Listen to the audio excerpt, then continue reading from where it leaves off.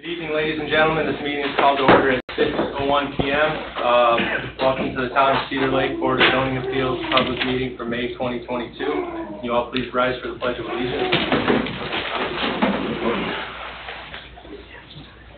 I pledge allegiance to the flag of the United States of America and to the republic for which it stands, one nation, under God, indivisible, with liberty and justice for all.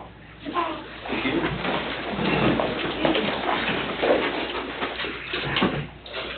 Roll call, please. Mr. Jackson? Here. Mr. Wilkney is not with us as yet. Mr. Kapora? Present. Mr. Bungie? Here. Mr. Recupero? Here. Attorney Austin? Present. Mr. Salata? Present. And Margaret in for Ashley Abernathy. Thank you. First order of business will be the minutes. We have to approve the minutes for February 10th, 2022 and March 10th, 2022. We have a motion to approve. Oh. I'm sorry. We can't hear you. Showing red. It's on. I'll speak up a little. All right, so we need a motion for the February and March 2022 minutes for approval. Have a motion to approve these minutes? I missed the March meeting, so I can't approve. I'll make that motion, Mr. Chairman, to approve as presented. I'll second it. Okay, motion by Mr. Bungie, seconded by Mr. Jackson. Mr. Chairman, Yes, sir? Mr. Kapura can vote at the meeting he was at. For the meeting I was at, but not general. Correct. Well, you can vote that way too. Vote in both of them if you want. Well, Oh, okay.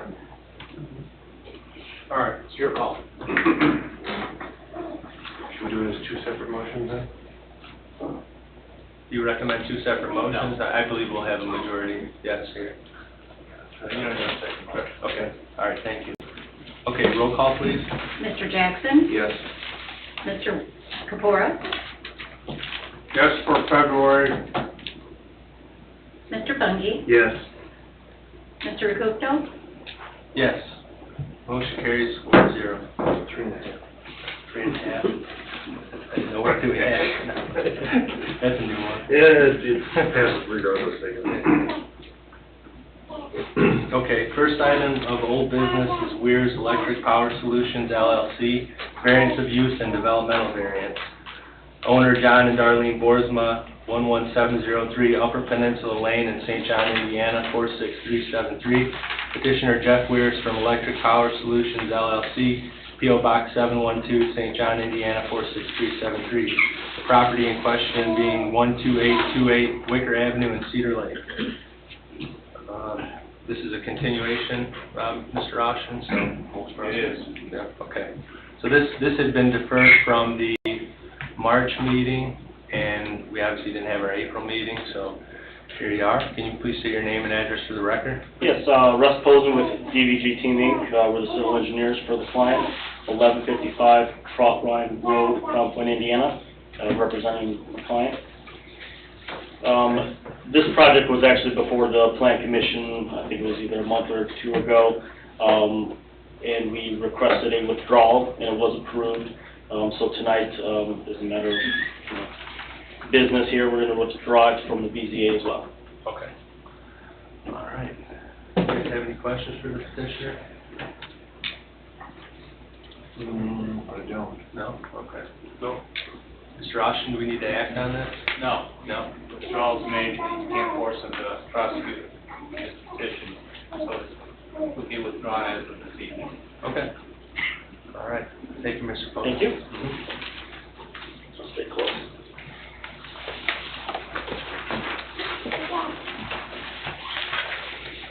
First item of new business is 141 Partners Special Exception. Owner Michael Neubauer, 8913 West of 142nd Place in Cedar Lake. Petitioner 141 Partners LLC, 8913 West 142nd Place in Cedar Lake. Property being in the vicinity of 10702 West 141st Avenue. This special use exception is to allow personal storage buildings in a community business B2 zoning district. Mr. Austin? I'm not sure if Mr. Hughes called the hearing tonight. Were you here before? For the, I thought you were here the last meeting. we were, To this board? it was the plan commission, not for this board.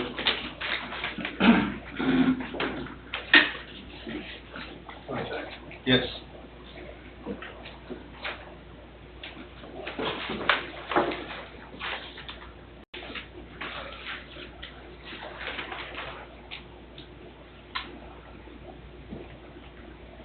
And we did do public notices for this.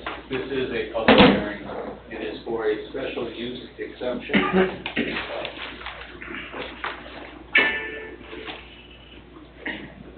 Notices are in the file with the newspapers and the adjoiners, so it's properly advertised, properly noticed, and it's available to see. Okay, thank you. Okay, We did. name and address again for the Yes, Russ Bogan, DBG, 1155 Trotline Road, Crown Point, Indiana, representing my client, Mike Newbar. Okay, and the reason for your request? Yes, obviously the storage buildings, the proposed development is mini storage buildings. And this is a special use in this area for the B2. I presented this project to the board in concept before, but it has stayed the same. We're on the front of the site along 141st will be 2 office buildings, and then behind it will be climate-controlled storage buildings, and then behind that even more will be your normal mini storage buildings. We have 11 total buildings, including the office, and that's been the same since day one. We have submitted renderings before. I believe you guys have seen them. You know, really nice, beautiful, white colored with some roof overall. And we've submitted these before. You guys have. I haven't seen them yet. Oh, you have not seen them? Plan commission maybe has. Yeah. You're getting confused. I'm sorry. If you wouldn't mind sharing those with us. Actually, I will give these to you to pass around. Excuse me for not bringing an extra copy, but I'm getting confused. But yes, it's the white buildings, the heights of them will be, the climate control will be at the most 16 feet at the eve. The mini storage buildings 10 foot at the eve. The office building also 10 foot at the eve. Really nice color, fits in with the residential development to the east, and then obviously there's the track to the west. And yes, we will be adhering to ordinance when it comes to fencing surrounding the property, and then obviously detention will have wall pack type lighting on the buildings for security. Chris, are you our building department liaison tonight, or are we? Or Margaret? Okay, yeah. What do you got for us? This project, this received a favorable recommendation from the Planning Commission, and I think it was very well received generally as a presentation. They were very well prepared. We had no remonstrators, I believe, for any of the presentations they made to the Planning Commission. The use in this area seems acceptable, and the improvements they're going to make are exactly what the town would be looking for. Okay. Great.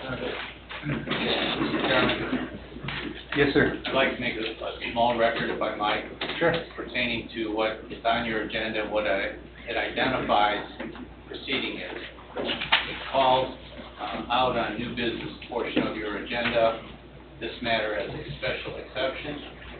It references in the request that this is a request for a special use exception, and we have some incoherence with the town zoning ordinance. We do not utilize special exception here at Cedar Lake. There is no such thing in the statute or our books as special use exception. This would be a use or variance of use. Okay. And it's okay to proceed tonight? It is okay, they're certainly close enough in style and type, different, small difference, but difference in the burden of proof and the findings. But this would be consistent with our ordinance, our zoning ordinance, for this to be identified as a variance of use, which is more stringent, by the way, than those other two categories of approval. And advertising occurs correctly, so they could proceed. All right. Just want to make certain we know we've changed all of this in the new ordinance. This kind of happened. So, Okay, all right, thank you for the clarification. John, you've been involved with this along the way too, right? Planning commission level and Yeah. thoughts? We all loved it. I mean, the buildings are gorgeous, and they were well presented, they were well, everything was well documented in that to us. The buffer zone on the east side, there's a buffer zone there now from the subdivision, right? That is correct. Are you adding more buffer zone on that side? I don't remember. I'm meeting ordinance, so I'm not gonna say that I'm adding more. Is there, there's a berm there and some trees, right? We will be placing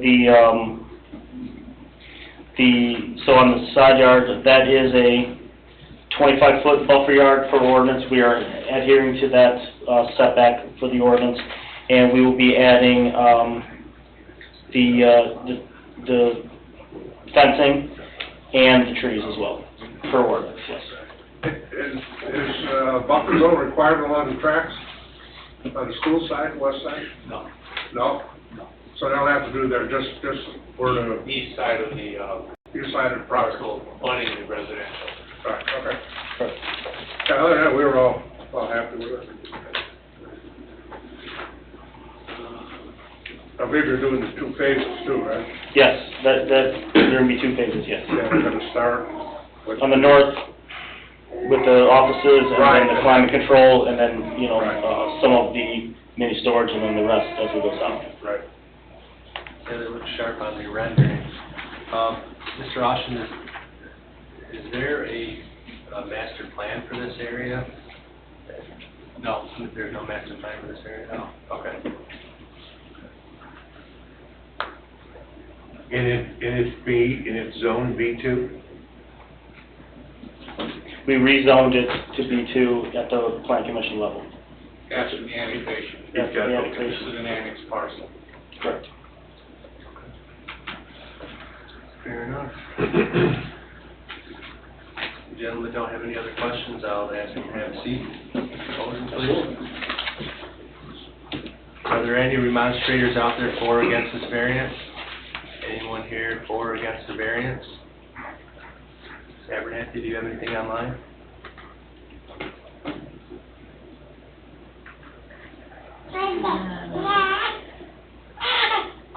Nobody's online, sir. No? Okay, thank you. Public portion is now closed. Mr. Posen, step back up.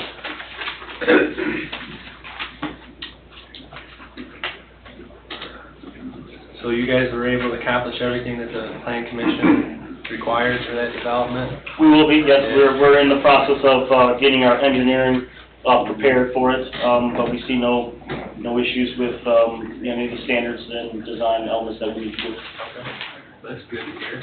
Yeah, that was pretty close. Pretty close. Okay. Yeah? 16-foot building height for, The climate control buildings, which are the Okay. ones in the, that falls within our ordinance, there's no, 30 foot is the height of the max height in the B2. okay. Those front office buildings, they have storage in them as well? There will be, I believe, like one storage unit as a, your showpiece in Okay. each of them, that's about it. I was just trying to understand the 13 buildings, so counting. 11, There's 11, okay. 11. All right. Yeah, it says on this thing 13 storage buildings on one lot, so.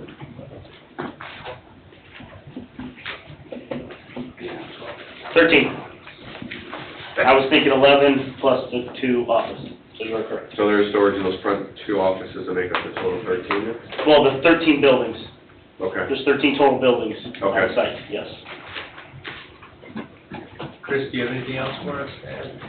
I think the only other thing that was brought up at the plan commission was it'll be constructed in 2 phases. Yes. You know, Okay. yeah, they'll be extending sidewalk along the front, which is exactly what we would look for. No other major deviations from zoning or subdivision control standards. Okay, very good. So this is a recommendation of the town council, being a variance of use.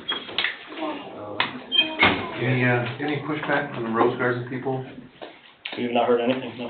No? I mean, these are storage, so people who, you know, a lot of people are hoarders these days, so they probably want to use it. I don't know.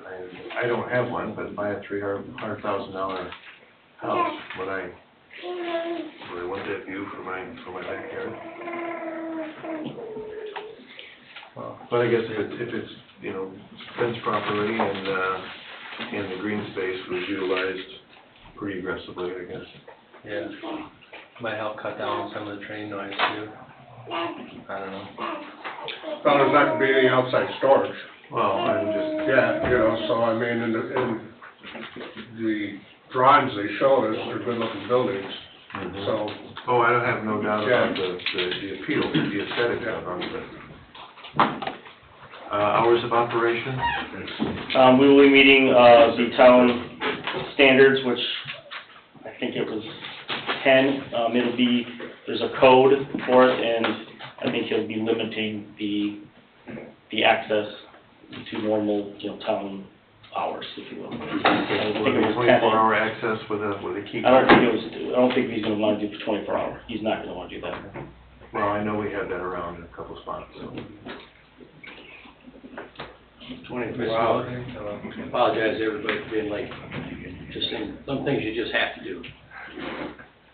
So we're at the This point. was discussed at the planning commission, and there were some numbers given regarding hours of operation.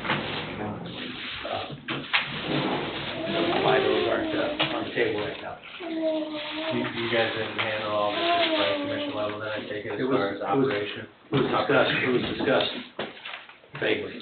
Okay. That would not have been the place for it. The variance of use gives you that place. Okay. It's the plat that was being worked on at the plan commission. So do we have guidelines then for the operation of this type of business and its hours of operation? That's in our zoning book, Mr. Austin? No. No? Okay. That's the burden of proof is upon the petitioner to show you how the use proposed conforms to the town's comprehensive plan, codes and regulations, and the process of development. Have any hours of operation been proposed tonight? no. It just got I brought up. believe we discussed it last time, and I thought it was 10 PM. I'm having, obviously, not remembering quite right. Forgive me Well, on that. this is special use, there's residential property next door, although multifamily. So, what is our noise ordinance now, Mr. Slavin? Other than snow plowing, it's 7 to 10? I believe that's correct. In the discussion, the owner was, you know, it is a key, so he was wanting to limit access to the noise, or actually it was the noise ordinance, so it was 10 PM, that does ring a bell, so he doesn't want people to have access after those hours. I guess 10 PM is the first number, but the second number is the most important number.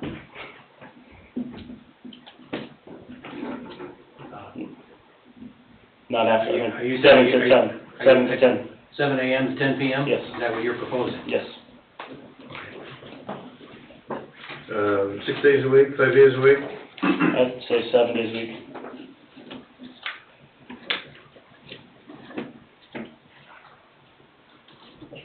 So it will be keypad access, you're not Yes. gonna have people on,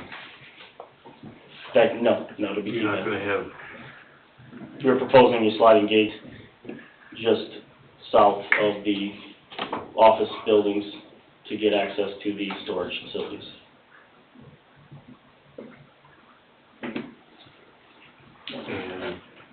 How about staffed hours? Actually, I have not discussed with my client's actual staff. I do know that he has mentioned that it'll be very, very limited staff, one person, two person at the most, and I don't think it'd be consistently staffed. Okay. 8 to 4, 8 to 5, 9 to 5? Probably 8 to 5, Okay. Again, 5 days a week, 6 days a week? 5 days a week.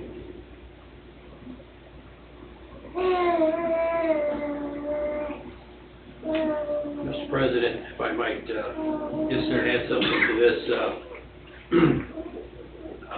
the petitioner was commended for this conceptual drawing here. This is what kind of things we want to see. We discussed the single story, indoor storage, we discussed that. We also hit on the outdoor storage. How many outdoor storage? There's no outdoor storage. There's no outdoor storage. None, zero. Okay.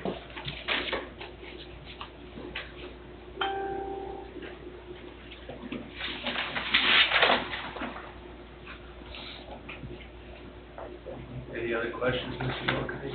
No, hours of operation are critical when you have these kind of businesses next to another business. If there's no outdoor storage, then you don't have to go down that road. Absolutely. We've got hours of operation pinned down, the fact that there will be no outdoor storage. Ray, did you have anything else on this? Nothing yet. Yeah? No, I think I've had all my, I'm good. Okay. Yeah, you wanna- No, I'm good. Okay. Mr. President, I have one more thing. Yes, sir. Russ, this is what's going to be. Yes, This is. yes, Mike is So the fully committed. motion would include that the presented exhibit is. Correct. Okay. Correct, he's committed to that. And that actually, it's a good question for tonight, and that actually was asked several times in the plan commission, he confirmed, and tonight, so it's a very good question, and he's very committed to this. When we see concepts, they're only that. Yeah. Mr. Chairman?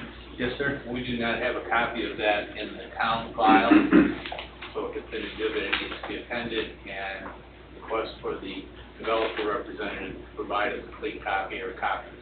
Okay. How many copies would you like? You can have that one, but how many copies would you like? A couple more at least. 3. Three. Yeah. Don't need to be appended to the official record. Can we request an electronic copy email? It was already emailed to staff before, but if it didn't get in the files, it didn't get in the files. I had emailed it to Christina before. Those are the only two there are, those That's- architectural renderings. That's the only rendering we have, yes. Who actually would like the email copy?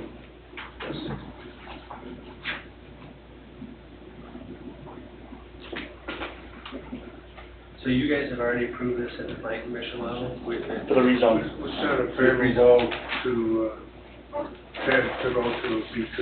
Okay, but the site plan not... No, site plan and subdivision engineering is in progress and should be submitted very soon.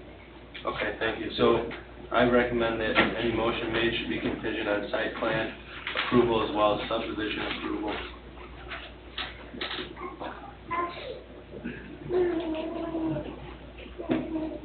Someone taking notes here? Yeah? I'm taking a few. Yes.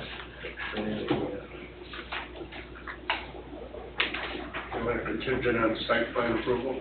And subdivision. As well as subdivision approval. Now, this has recently been annexed by the town. Did this have a zoning designation in the county? No. No? Well, it came in as ag, which is what the ordinances of town require. That's why they're in the process of the zone change now. Okay.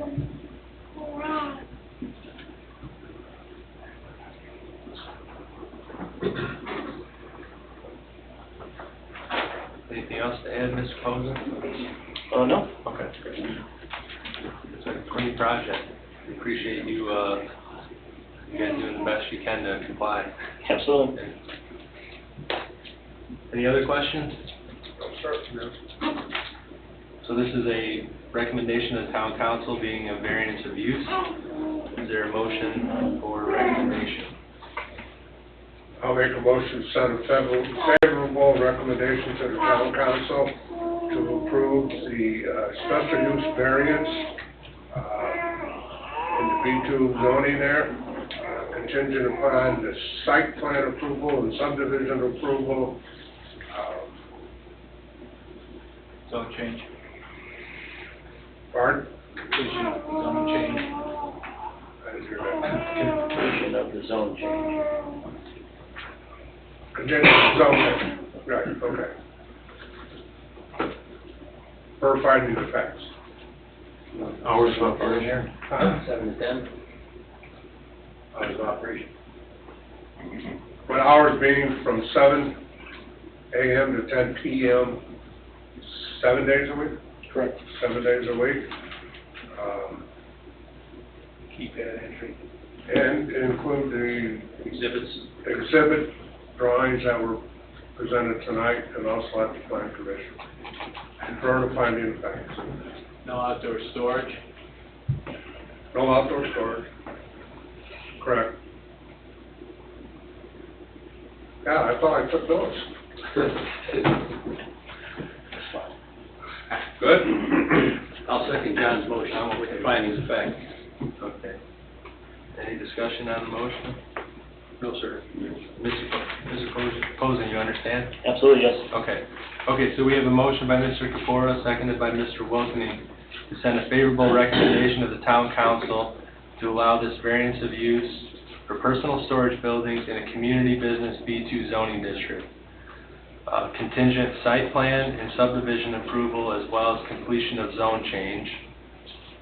Hours of operation being 7 a.m. to 10 p.m., 7 days a week. No outdoor storage allowed. And also including the approval of presented renderings and also to include the findings of fact. Roll call.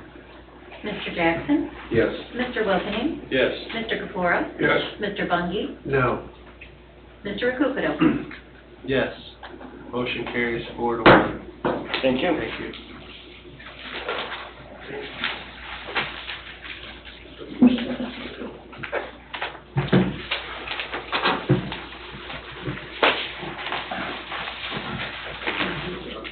Item number 2 of new business will be Barron Developmental Variance. Owner petitioner Kenneth Barron of 10914 West 135th Place in Cedar Lake, the property being in the vicinity of the same. This developmental variance is to allow the petitioner to construct an 18-foot by 40-foot metal carport with 0 feet of separation from the property's existing detached garage. The variance will allow the petitioner to have 3 accessory buildings on a single lot and to allow these structures to exceed the maximum accessory size of 600 square feet total, totaling 1,376 square feet. Mr. Austin? Legals are in order, notice has been provided to the adjoining property owners and newspaper publications. Public hearing will be conducted. All right, thank you, sir. All right, we have a petitioner for this item. Please state your name and address for the record, sir. My name is Ken Barron. I live over by the baseball field on 10914 West 135th Place. Okay, and the reason for your request? Well, I am applying for a variance to put up a carport to cover an airboat that I had designed and had built in southern Florida. And before I had agreed to have this company build it, I had checked with all of the storage areas around here, U-lockets, everything, to make sure that I had a place to get this thing under roof before I brought it home. And we had talked to this company down in Florida a year ago, April 19th, is when my son-in-law, my daughter, and I went down to Florida to talk to them. And prior to that, all of the facilities around here that can store RVs, boats, whatever, had assured me that they had no problem with storing this this boat. And I told him, I said, now this thing is wide, it's high, it's an airboat.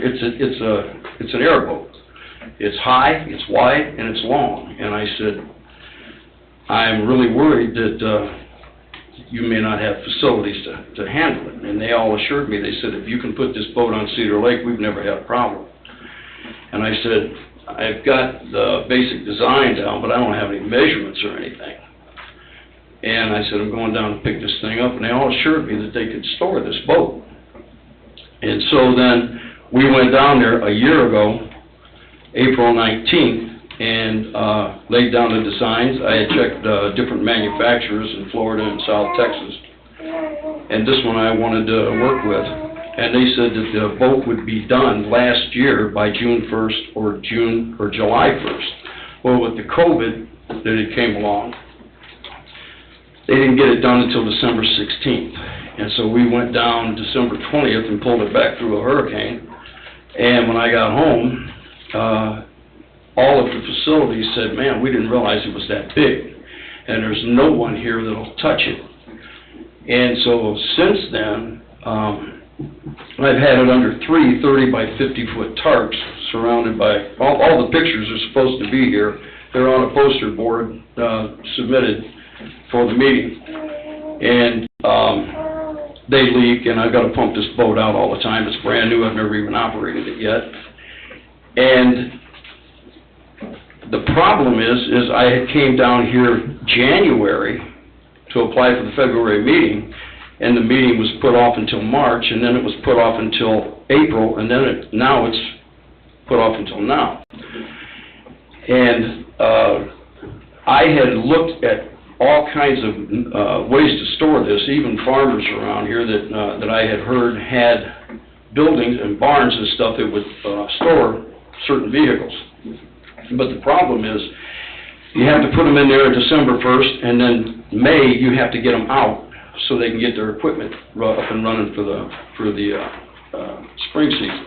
And you cannot access any of these properties from December to May. And then come May, you're back to where you started from. You need someplace else to store this. And I need to get it under roof. And I had looked at different companies online that had advertised carports. But friends of mine who have bought several carports from a company down in Lowell has a crew that comes out and they put them up, and they do a very good job, and you can get color match on the roof and different things like this. The boat measures 10 foot 8.5 high on the trailer, 9 foot 7 wide on the wheel wells, and 27 feet long. And so this company down in Lowell has different manufacturers that supply their stuff. And the one that I would like is about 38 feet. They're 18 feet wide, and then the concrete on my driveway is 18 feet wide. And I would like 38 feet long, but depending on the manufacturer, it could possibly hit 40.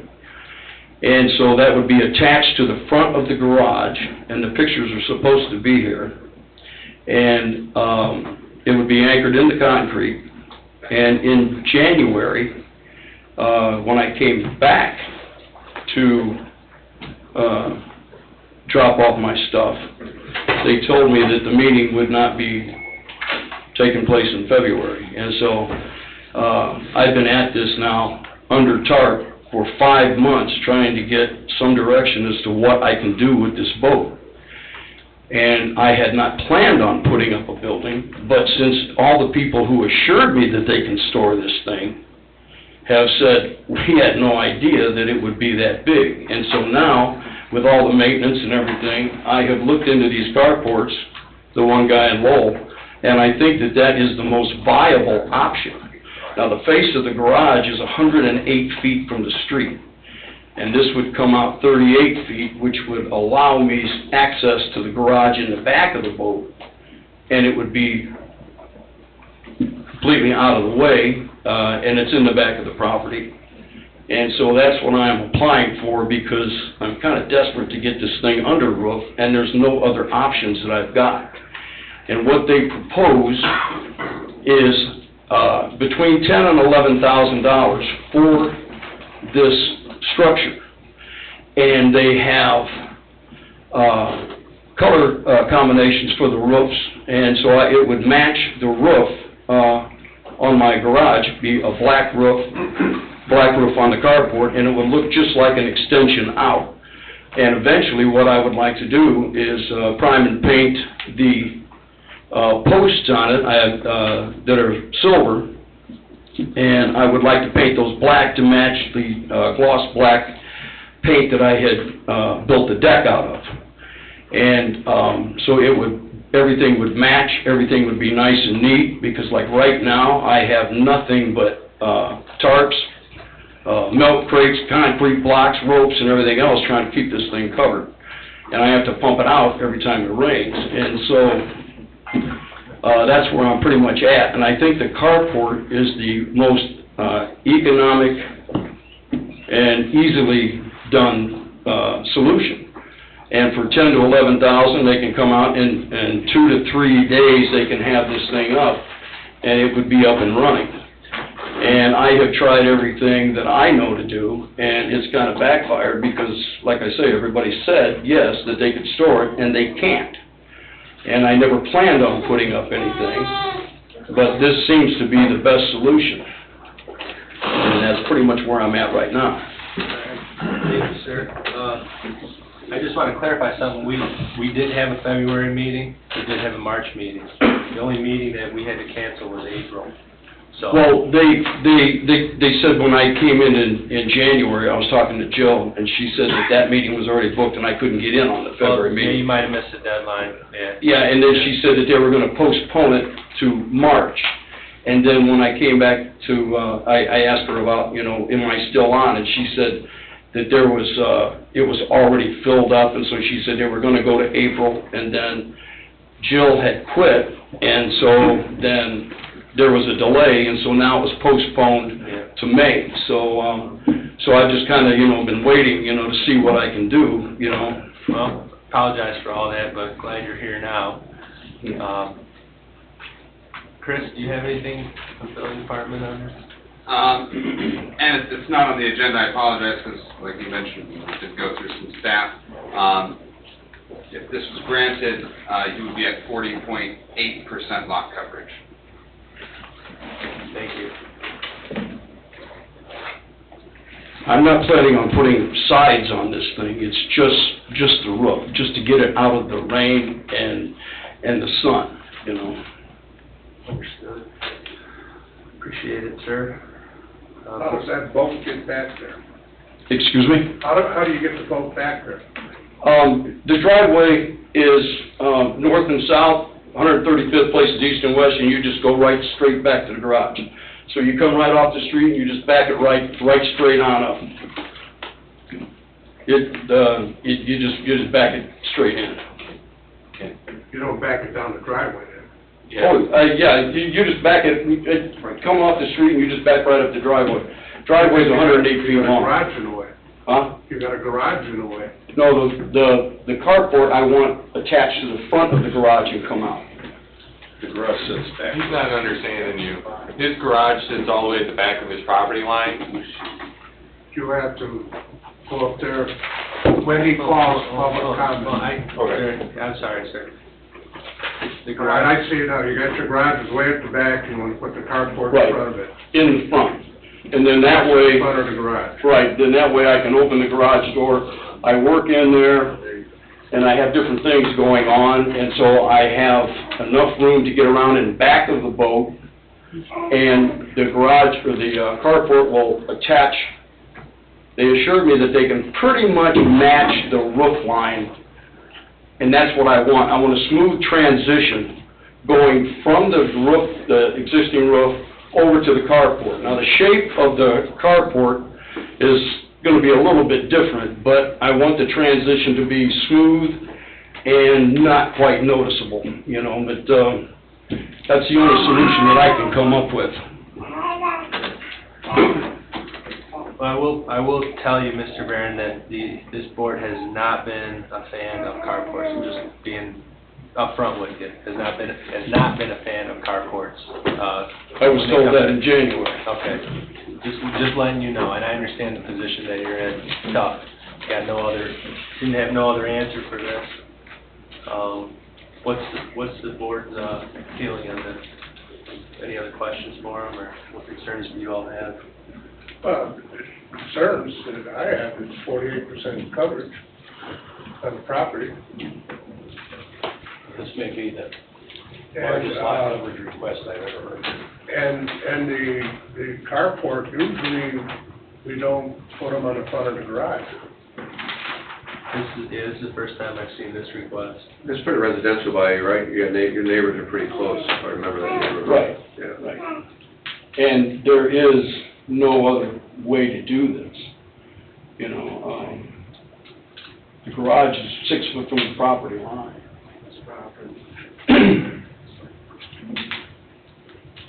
Now, your office gave me an alternative, because in January, they said, we don't like car parts, and I said, well, why not?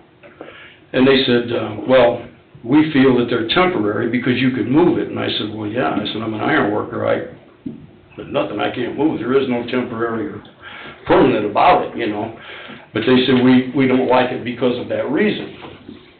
And they said, we don't want you to apply for a carport, but we will give you an alternative, and we want you to consider this, and if you agree to do what we want you to do, we will not give any opposition to whatever it takes to accomplish this. And so I said, well, just what is it that you want? And what they recommended was to not apply for the carport, but to take the roof of my garage, tear it off. And I said, no, wait a minute. The carport is temporary because you said I can move it. And you said that the garage roof was permanent, so that must mean I can't. So what you want me to do is rip the roof, a permanent roof off, of a finished building inside with drywall, wood trim on the side, ceiling, recessed lights, dimmer switches. I have different dinner parties in there. And what they wanted me to do was to cut the roof off and raise it in excess of 8 feet to give me a finished full 12-foot opening, 16 feet wide. Okay? Now, there's a problem there. Now, they said, that's what we want you to do. Okay, so I'm looking at all of this, and I said, okay, I will listen to your plan. And they said, we're going to go over this at the meeting. So what had happened was, I go home and I get to check them on this. You're going to pump that garage peak up to 20 feet now. Now, if you look on the photographs, you're going to see a highline pole right in the back. And that highline pole is what delivers my power. And that line runs from Osborne Street across my property, my telephone pole, the neighbor's telephone pole, and then the one on Snyder Street. The one on Osborne's tall, and it comes down to this pole. But the top of the garage is now going to be higher than the telephone pole. So over at the baseball field, they had 3 or 4 NIPSCO trucks, and I went over there, and I asked for the crew chief. and I said, I need some advice here. And I said, I need you to take a look at this highline pole. And so he said, yeah, sure. So then they all come over, and so he said, just what is it that you want? And I said, for whatever reason, if I have to raise this roof in excess of 8 feet, I'm going to top that telephone pole. He said, yeah. And I said, can you tell me what I need to do to solve that problem? And he said, well, I'll tell you right now. He said, all the fences on your neighbor's property over here, going all the way over here to Snyder Street, has got to all come down. And he said, then the trucks are going to come in. And he said, our linemen are going to drop all the power. The cable company's going to have to come out and drop that power. And then the telephone company's got to come out and drop their lines. And he said, those lines are over 45 years old. Once they come down, we're not putting them back up. That has to be replaced brand new. And he said, what we have to do is to put the same size pole behind your garage as over on Osborne Street, which is at the end of the lot. And then the neighbor has to have their power dropped, because the lines can't go like this. So it's gotta go straight across from Osborne Street all the way over to Snyder. And he said, since there's nothing wrong with the system that you're looking at right now, he said, NIPSCO's not gonna pay for this. He said, you're gonna have to do it. And he said, after we come in and tear those poles out, put 2 new brand-new telephone poles in, our linemen re-hook up your house and your neighbor's house, and anybody else that's hooked up, then the cable company and the telephone company come out and they will rerun lines. And he said, then you have to go back and redo the landscaping for all the yards that we tear up, and then you're gonna have to go back and pay for new fences that we tear down. And he said, just so you know, you have to do this before you start tearing the roof off of that garage, because you have to solve the power problem before you raise it up, because that peak is now gonna be in excess of 20 feet high. Can I ask, who over here suggested that you raise the garage roof that high? I don't know who was in the office, but Jill told me what the office people told her to tell me when I came back up. To raise that garage, to raise the peak of that garage more than 14 feet, you'd have been back here anyway. You have to go up. So I don't know what you meant by that, they let you do it with no opposition. That's what Jill had told me. She said that the building department didn't want me to apply for the carport, so they wanted to do this. And I think that they thought that I could just pop in a 12-foot door and everything would be fine. But the problem is the building's only 28 feet long on the outside dimension, the inside's 27 feet, the boat is 27, it's not gonna fit. So you can't just raise the roof to another 8 feet. So that suggestion is off the table, so let's go on to the next suggestion. Well, We heard enough about it's that. in excess of $150,000 We to NIPSCO. wouldn't approve that anyway, and that's neither here nor there, because you're not gonna do it because of the cost. So what are your other suggestions? I have a suggestion of $11,000 in 2 days, and they put up a carport. But it's the town of Cedar Lake that wanted me to raise the roof. But in order to do what you wanted me to do, NIPSCO's got to solve that problem. And It's not us. First off, we didn't want that, this board did, and second off, like Jerry said, whoever told you that's wrong, because you would have to still come to the Board of Zoning Appeals for approval for that concept of raising your roof to that height. So, just letting you know. okay, but I mean, the person you had dealing with me was Jill up until she left here. Okay. And this is what she told me that you wanted me to do, was to raise the roof. But you also mentioned the building department. Well, that's who she works for. So, I mean, I'm kind of left holding the bag. I'm trying to figure out who may have told you such what I'm gonna call a real Well, cockamamie yeah. idea. The only person I know was Jill. To me, it doesn't matter who told you or what transpired in there, because right now, the petition asked for a carport. Right, Okay, so let's stick to the carport. right. We do not put carports in front of garages, number one. Number two, 48% lot coverage is almost double what the lot coverage should be. So that's where I sit with this. Now, the rest of the board can say their piece. How long is the boat from the tongue to the back? The back of the rudder's 27 feet, 27 feet. yes. And there's only 27 feet inside the garage. So no matter how high up I get, it won't fit without having to put a new foundation in the front. I was just asking about the dimensions of the boat. Right. You were talking about there's nowhere to store it. Right, so it's 9'7" wide from the wheel wells out, 10'8", 8.5" high on the trailer, and 27 feet long. And all of the facilities were saying, well, you know, we've got big doors, 9 feet high, 9 feet wide. And there's just no way to do this. And so, you know, that's what I've been working around, trying to figure out another solution for the last 5 months. And I'm at the end of my rope. I have no other solution than to try this cardboard, to which I never wanted to do in the first place, because they all said they could store it. So you come home, I've got carports or U-lockets and everybody all around me over there on next to 41. And that was the plan. Problem solved. Bring it home from Florida, park it, boom, they said they can handle it. They can't, and so now this was the only solution that I can come up with that is halfway reasonable. Mr. Barron, can you please have a seat for a moment? Okay. Do we have any remonstrators out there for or against this variance? Anyone here for or against this variance? Abernathy? No, sir. No? Okay, thank you. Public portion is now closed. Mr. Barron, please come back up.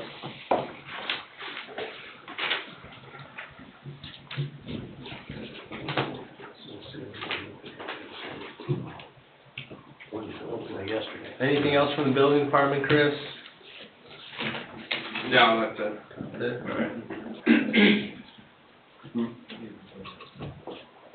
Wish we had an easy answer for you, but as John said, the carport thing, this is something that I've never in my 5.5 years here seen a request for one in front of a garage.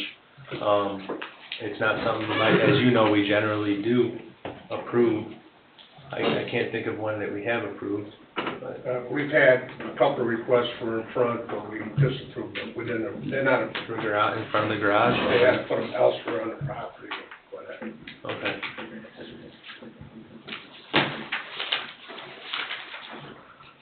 Jeff, thoughts? Boy, oh boy.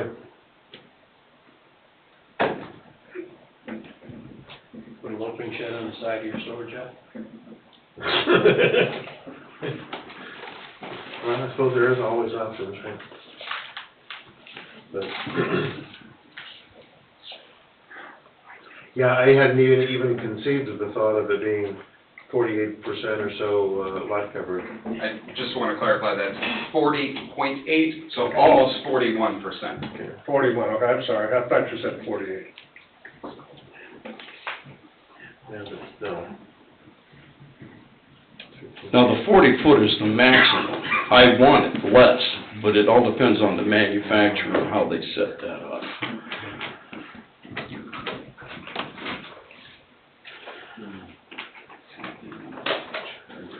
Terry? This seems excessive. That's a really, really cool boat.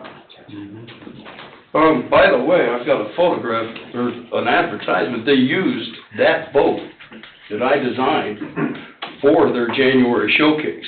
I've got it right here if you'd like to take a look at it. Definitely a sharp boat. You got some good photos up here, pictures here. I mean, I was really proud that they used my boat for their showcase, you know. I'd always wanted one, and my wife never would let me have one, and then when she passed away about 1.5 years ago from COVID, I thought that was the last thing on my bucket list was an airboat, you know, so, you know, but I didn't know I was gonna have all these problems either.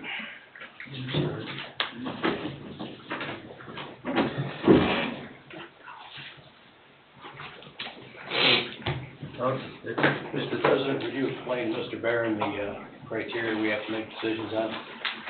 Hardship being the toughest one here. Well, what we use, Mr. Barron, for determining these developmental variances, so we have, as Mr. Wilkening said, there's criteria we kind of have to check off before we approve something or disapprove of something. Oh, I understand. Okay, so for the developmental standards, for variances from developmental standards, if approval was given, it could not be injurious to the public health, safety, morals, and general welfare of the community. Number one. Number two, the use and value of the area adjacent to the property included in the variance will not be affected in a substantially adverse manner. And number three, the strict application of the terms of the zoning ordinance as amended from time to time will result in practical difficulties in the use of the property. So it's your job as well as the other petitioners here to prove to us why you cannot follow the zoning ordinance, and we have to take this criteria into account, like I said, before approving or denying a request. Yeah, oh, I fully understand. Okay, some people don't, so I just wanted to make sure. Yeah, because I know that this is something that doesn't normally pop up for you guys, you know, and I hadn't expected it either because I never planned on putting up a carport anyway, or anything else. But I know it's a very tough spot, so you have no other options, even waiting it out to find something. There's nothing. I've been to all of the big facilities, like that big one, Unlimited Storage in Crown Point, and I said, you know, what type of indoor storage do you have? You're a massive facility. They said, we don't have any indoor storage. And I said, I just gotta get this thing under a roof. And it's a Four Seasons boat. And if you store it with somebody, like some of these farmers, they don't wanna see you from December to May. And this is, you can't take it out. I got an ice bottom that I had put on it to take out on Cedar Lake or any place else in the wintertime. And, is a really, really cool boat. I've never run it yet. All I do is pump it out because of the rain, but, I'm up against the wall here. And, whatever I can do, let me know, and then, you know, you guys look into it and see what you would like to do on your end. Our job here is to consider what's here. We don't design Correct. things for people. Correct, yeah. And all that other stuff you were told, that's unfortunate. Well, the building department just wanted to raise the roof, but when it came to the Highline pipe, that was unexpected. You know, when you pull the pin on a grenade, you don't know what's gonna happen. Exactly, and that's what happened to this whole thing. It's a tsunami. Yeah.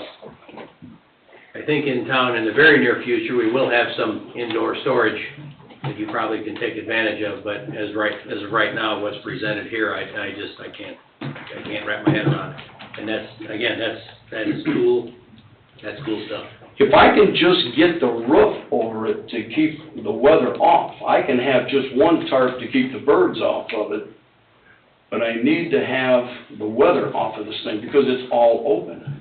It's got a sea deck on it and everything else, and so there's no roof. It's not like a bass boat that you can put a cover on. And it's just one of those things that one thing leads to another, and so far It's certainly a white elephant in your neighborhood. Yeah, I mean, it's a cool looking, well, it's a green elephant actually, but the thing is, I mean, it's something really neat. But all the strings that are attached to it, there's maintenance, constant inspection, and all this other kind of stuff with one of these things. And it just opened up a can of worms, you know, as soon as I got it home. So. I have no more questions. Okay. Ray, No, I'm good. you good? I know where you stand, John. Yeah. I mean, I feel for the guy, he can trade with me, I know him forever, but I don't see anything that we can do from the town standpoint. I mean, he's got neighbors that are very close to him, I just can't see it. I unfortunately, I'm in agreement that I wish you had another option, Mr. Barron, right now, but as Mr. Wilkening said, there will be options in the near future for outdoor storage, or indoor storage. Yeah. But for right now, I don't think that this board is too warm and fuzzy for this idea. Well, I have a question for you. They have some of these kind of like dome structures that are not anchored except with sandbags. Is that acceptable to this board? That's a temporary structure, it's also considered a temporary structure, at least from what I think you're talking about. Yeah, because it's not anchored except with like sandbags, and that would not be permitted. I wouldn't think so. I don't believe, Mr. Austin, it would not, correct? No. It would not be permitted, Mr. Barron.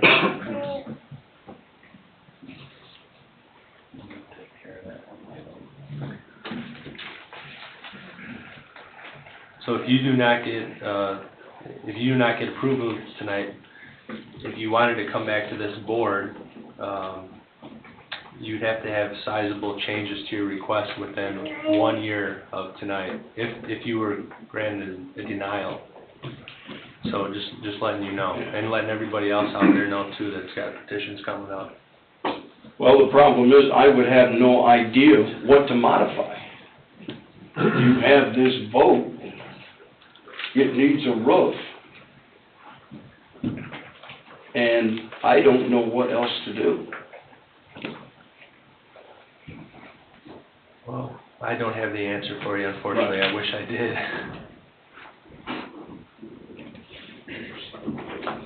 Other than to get a really good tarp and wait it out, but, I think there's gonna be indoor storage across from Smith Ready Mix in the near future. I don't know what the date is on that. I really don't. But what's presented here just doesn't, I'm not warm and fuzzy about it either. well, this here is a developmental variance, so this would be a board decision. Well, if there's anything I can do, let me know, because I have no other choice here, I'm against the wall. Like I said, short of waiting it out, that storage facility was given approval by the town, and there is a mix of indoor and outdoor storage that was approved there. So, short of that, So now, is there going to be a decision yet to be made on something like this? on your petition here, Yeah. there's about to be a decision made by this board, yes. We're here for. Yep, yeah, that's what you see us for. Yeah.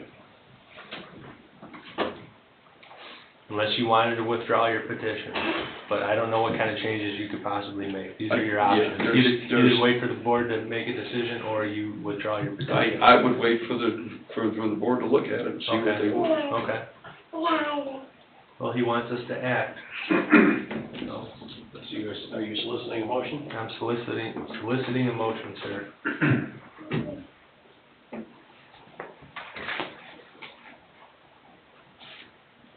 Do we have a motion to approve or deny this developmental variance?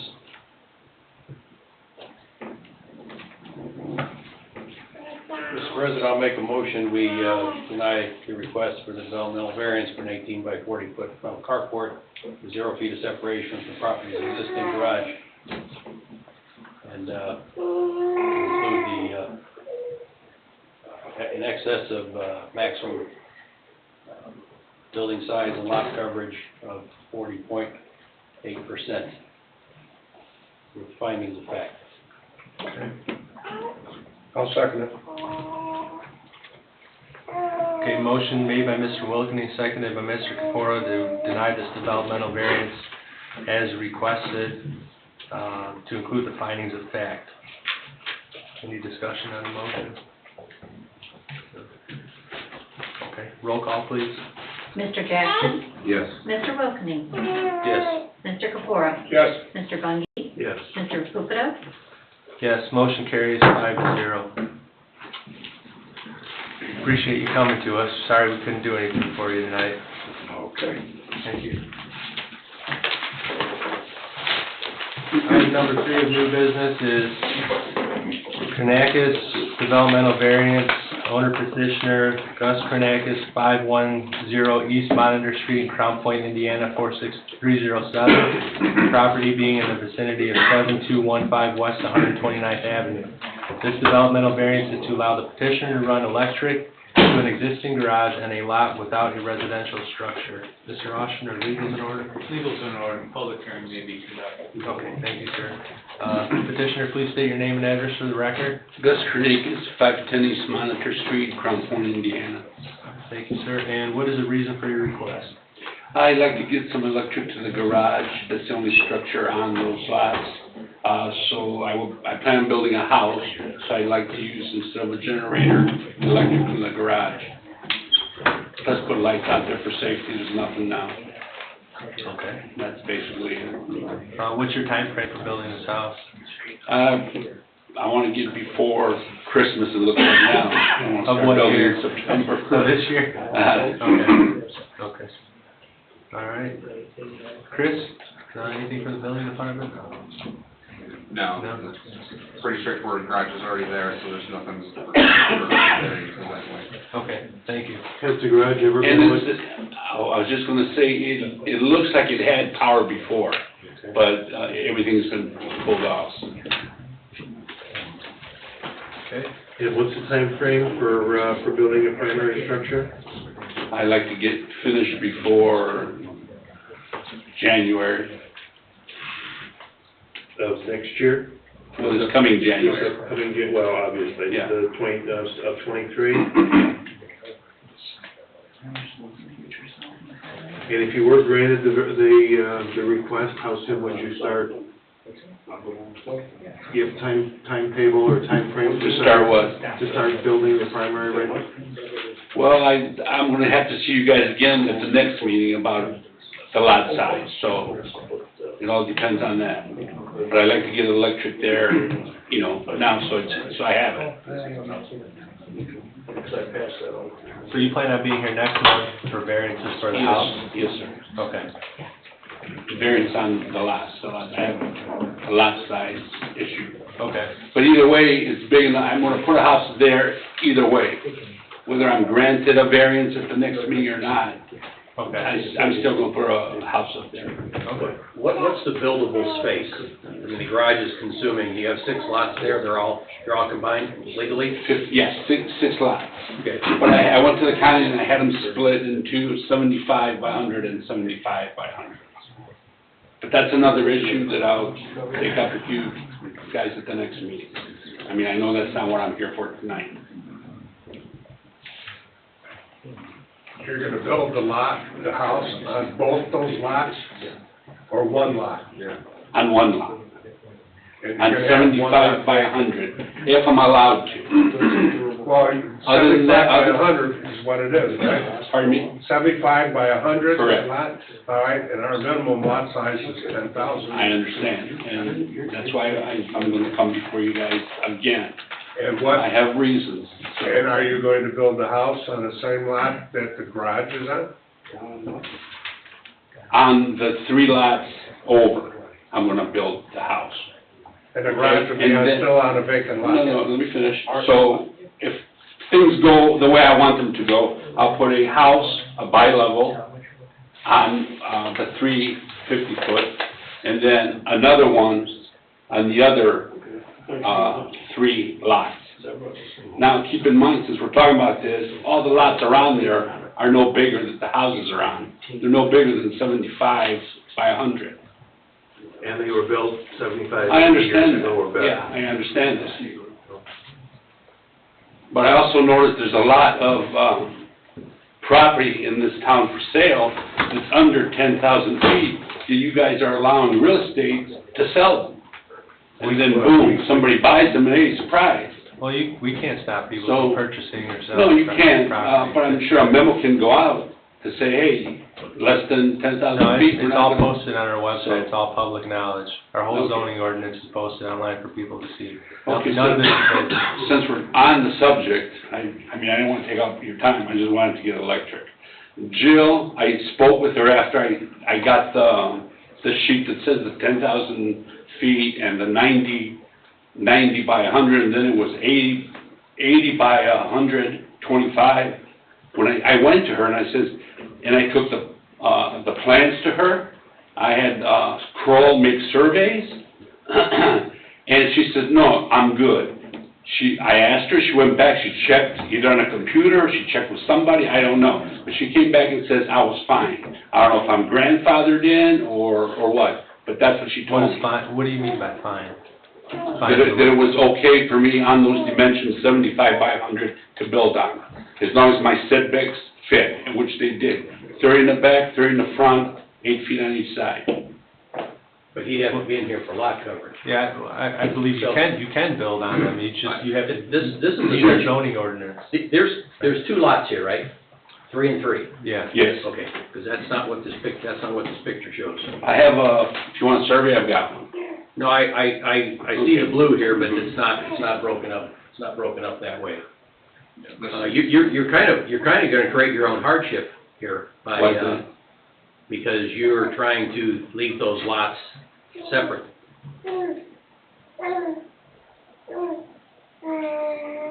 You're trying to get the most bang for your buck. Correct. And your variance for lot coverage, what it will be to the west, you will be creating a hardship for yourself to ask for the variance.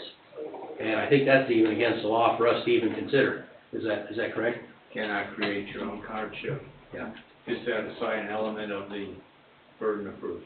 Which hardship am I creating though? I split it If you have a 75. if you have a 7,500 square foot lot and your setbacks are fine, your lot coverage may be wrong, and the lot's already too small. So we're getting into a situation here. Okay, It's kind of. so, like I said, we'll deal with that at the next meeting. I'll do more investigating or whatever I need to do, but I still would like to get some electric to the garage. Either way, I'm gonna be using it. Okay. Whether I build one house on there, or if I'm allowed to build two. Either way, I'm gonna use the power. As long as we're on the same page. Yeah. What, I'm still confused. Which lot are you building the house on first? Where the garage is? Okay. Where the garage is or not? No. No what? It's the one without the garage. So, here's the garage on those three lots. Here's where the house is on the, west. I don't know if anybody else wants one. Yeah, I don't have this in the plan. Yeah, thank you. Do you want? Yes, sir. Thank you. Sir. Yes, please.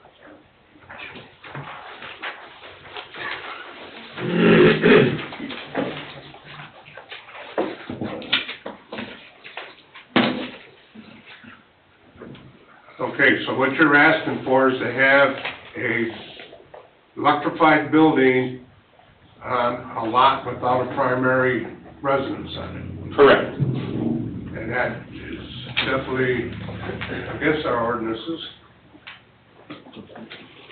And it looks like it could be that way for a while. Why would it be there for a while? Because you haven't told me when you're gonna build on that lot with the garage. Sure I did. I said before January of next year. You said you were gonna build on that vacant lot before January of next year. That's the way I understood it. Okay, we're misunderstanding each other. The next meeting, I'm going to ask for a variance for those to make 75 by 100 and 75 by 100.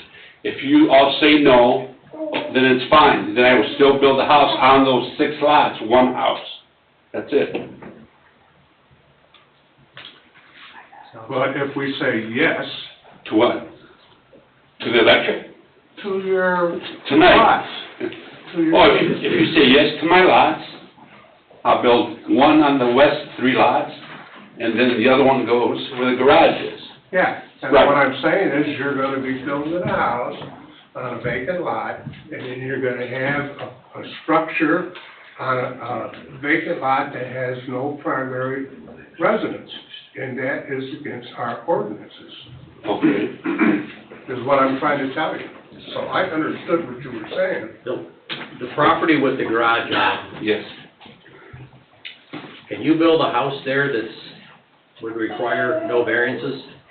If everything goes according to plan, my plan, I was gonna build the one house first on the 3 lots to the west, Yeah. then that garage is centered. So I would have to come down to build the other one. So I will eventually tear that garage down if I'm allowed to build on the second set of lots. If the answer is no, and I only build one house, then I will leave that garage there. And what's that build? Yeah, at that point, he would be fine, I'm sure, because He's gotta combine the lots. right, he'll have to combine the lots, but at that point, there will be no, you would be in compliance with their, I mean, the lot is like almost 3/4 of an acre, a little bigger. So all I'm asking now is to get electric to the garage. so you need the electric in order to build your house. I could use a generator, Right. you know, No, but that's ideally, that's your plan. right. Okay. That way I can store material in there, have power. Mm-hmm. On your variance request, you list a tax key number. How many lots are under this tax key number? Okay, now, when I bought the lot 3-4 months ago, there was 6, I think, because there's 350 by 100. Okay, I went to the county, and there should be 2 now, 75 by 100 and 75 by 100. They each have their own key number, I believe. I can verify that there are 2 key numbers here on the GIS. And it's different than what was originally on the application. Both of them are. So when you bought the property, Yeah, you had 6 lots in one transaction. correct. And one key, now he separated them to have Now, two. You know, I think it was one key, not to interrupt you, I don't know if each 50, Well, but as a parcel, it was 6 lots. Right, when you- so I don't know if each 25 had a key number or When not. the ink dried, you owned 6 lots together. Sir, do me a favor, please, and have a quick seat. Do we have any remonstrators out there for or against this variance? Anyone here for or against this variance request? Anyone see anything online? No one online, sir. Okay, thank you. Public portion is now closed. Sir, please step back up to the podium.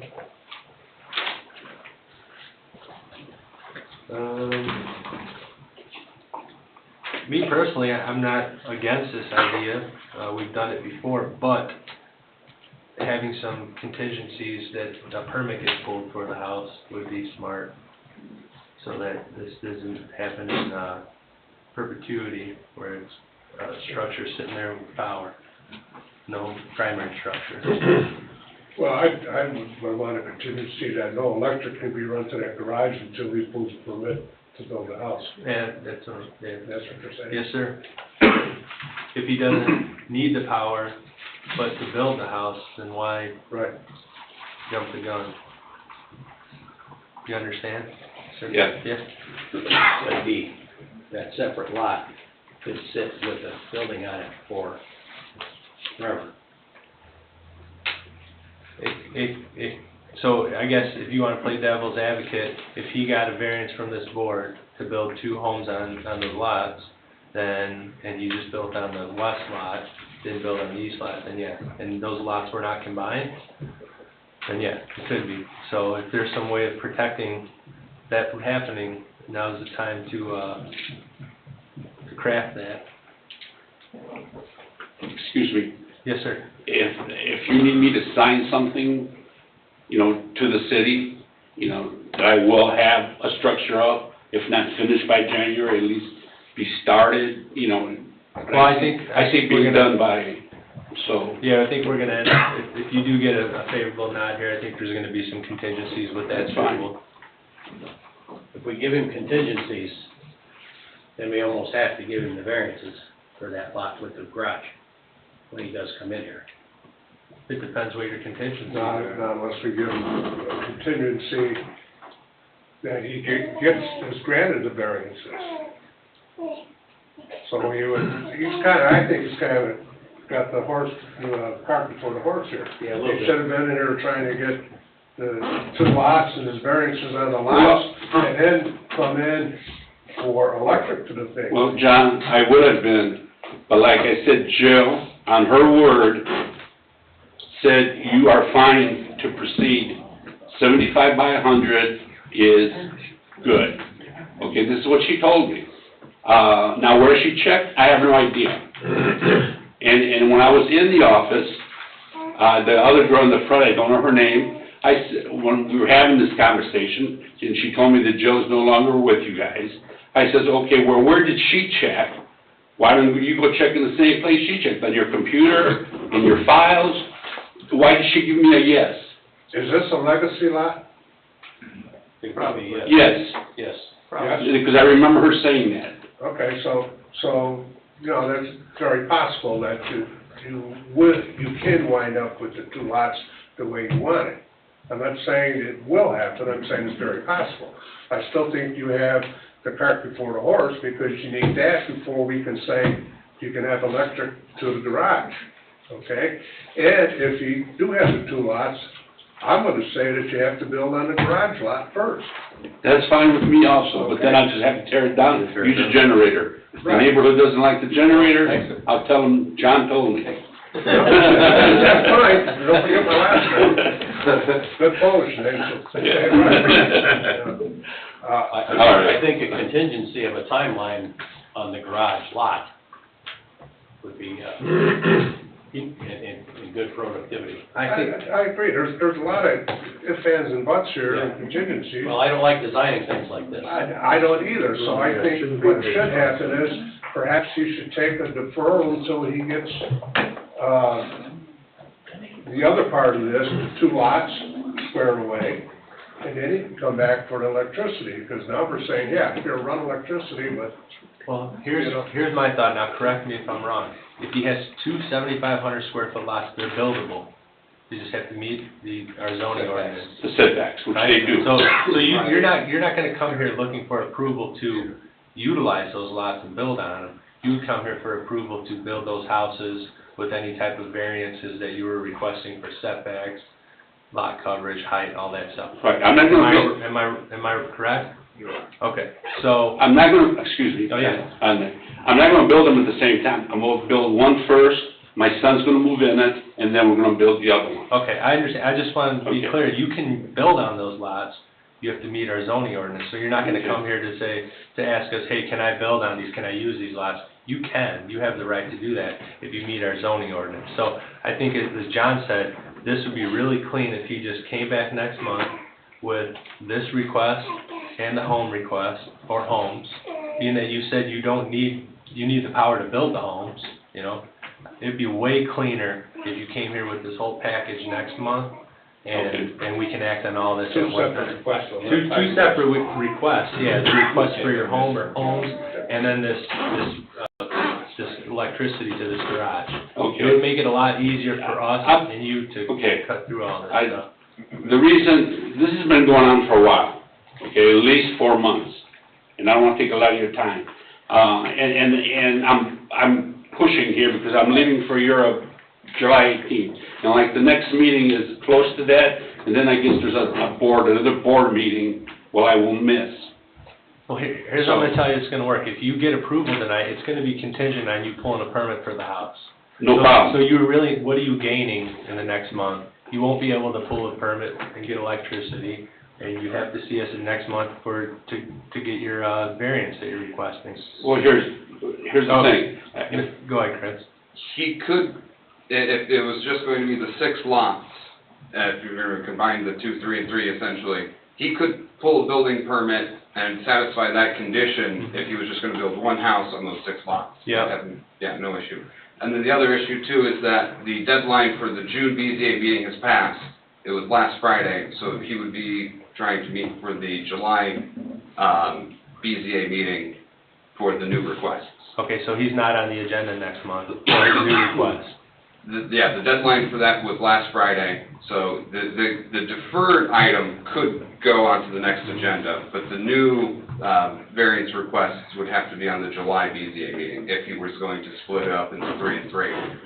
Okay, all right, thank you, Chris. Okay, so let me throw something at, this guy that was here, he threw a lot of stuff at you guys. Can I throw something too? Yes, sir. How about if I say, I'll tear that garage down tomorrow, give me my 2 lots, since you're talking about them. Well, you have your 2 lots to build, I don't know. So what now your it's okay. misunderstanding is. You. So what is this legacy, first of Hold on, all? Legacy lot is a property that does not meet, it's a recorded piece of property, what you have, it doesn't meet the current size.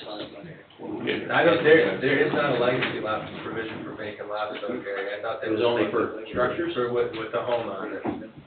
So, See, now again, so I say, Jill, that's what here's you the meant. facts, so I just wanna give you the facts. Sorry, yeah. You right now have 2 7,500 square foot lots, correct? Correct, 2 separate 7,500 square foot lots, which are buildable in our town, they're old lots. okay, As long as you meet the current zoning ordinance okay. for building on those lots. So if you wanna build 2 homes, they gotta meet the current zoning ordinance, or else you come back here, and you have to get approval to build on those. But you have the right to build on those lots. You're not gonna come here to ask us if you can just build on them. You can, as long as you meet our zoning ordinance. You understand? But your zoning ordinance says 10,000 square feet. No, that's for new lots. Oh, that's for new lots. Yeah, For- 2, sorry. Yeah. Okay. That's for new lots that are platted out. So then I'm good to go, basically, with aside from this electrical stuff, Mhm. if I just say the heck with it. I- So I'm good to... I haven't looked at this, but I don't know if this meets all of our zoning ordinance. Okay, according to Jill, it does. 30 feet in the front, 30 feet in the back, the side's 8 feet. I got 9 feet there and 10 feet on the sides. And less than 25% or less in lot coverage? Yes. Then you can build that. Okay, thank Okay, you. but Yes. you're not gonna have power to this garage.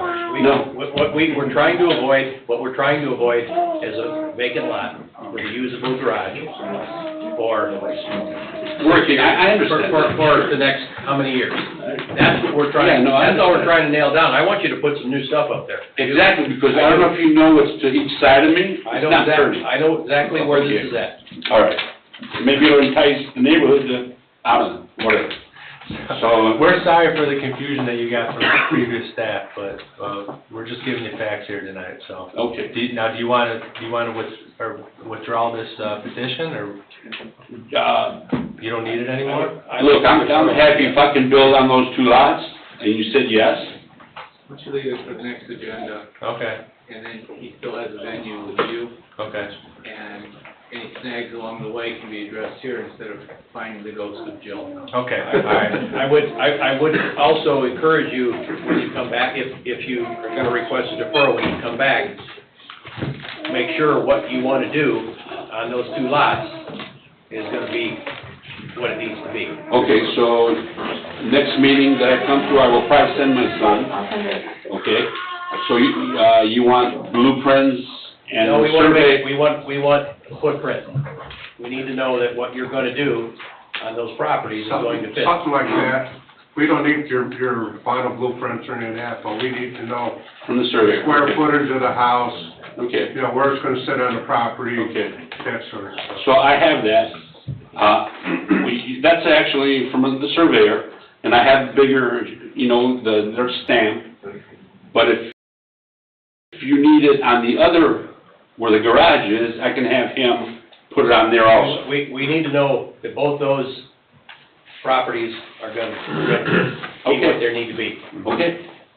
And forget about the garage and the electric, I'll just, no electric to it, that's all. I'll just store stuff in there and run my generator.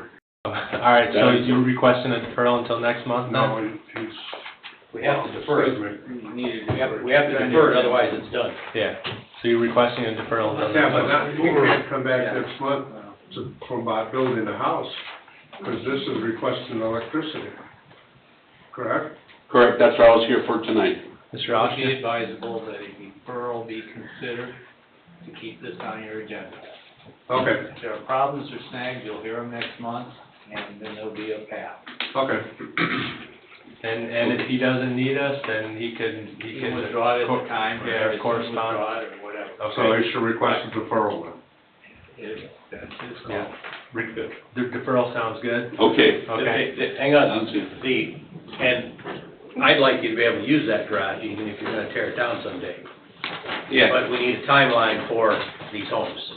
So think about that too. yeah, as soon as I turn in the paperwork, as soon as whoever is in charge of saying, yeah, you got your permit, we're gonna start right away on the one house. When that's done, we'll start on the other house. I understand, Okay. I understand, but we need that Yeah, information. I have the surveyor set the houses where they're gonna sit. Perfect. Okay. All right, we need to vote on your request. All right, so do we have a motion for a deferral? I'll make that motion. Jumping on me for this. Jeff gets this one. Sorry, Jerry. Motion by Mr. Caporo, seconded by Mr. Bungie to defer this item until June 2022 Board of Zoning Appeals meeting. Roll call? Mr. Jackson? Yes. Mr. Wilkening? Yes. Mr. Capora? Yes. Mr. Bungie? Yes. Mr. Recupero? Yes, motion carries 5-0. Thank you, sir. Thank you. Yep, sorry for the confusion. No problem. I'm sure I had something to do with it. Okay, item number 4 of new business is Wicker Enterprises LLC developmental variance. Owner Chicago Trust Company, trust number 6388, 1318 Valley Bunyan Court, Dyer, Indiana 46311. Petitioner is Wicker Enterprises LLC, P.O. Box 111, Cedar Lake, Indiana. The property being in the vicinity of 13495 Wicker Avenue. This developmental variance is to allow a reduction in the required front yard setback along US 41 from 60 feet to 25 feet and along 135th Place from 30 feet to 10 feet as well as a reduction in the required rear yard setback along the property's eastern border from 30 feet to 20 feet. Mr. Oster?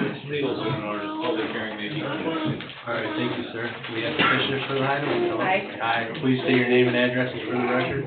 Jennifer Irons Justice and Jamie Glenn, P.O. Box 111, St. John. Thank you. And the reason for your request? We are looking to build a new law office for our existing business that's been here in town for 9 years. We have been in front of the Plan Commission at the work session, and we have approval for our concept. We are working on our site plan with, we have a designer, and we've hired DBG, so we're in the preliminary stages of design for that, working to finalize our architectural and civil engineering plans. According to the conversations we've had with DBG, we don't anticipate any further BZA requests, but in order for us to even consider this parcel, we have to get our parking squared away up front. As most of you might know, this lot has been vacant for many, many years because of the size limitations. There's the hardship of parking in the 41 setback has been considered for, I think, many of the businesses along that corridor, and we're dealing with the same thing on that lot, and I think that's essentially why it's been vacant for so many years. There's not many things that would work in that particular lot.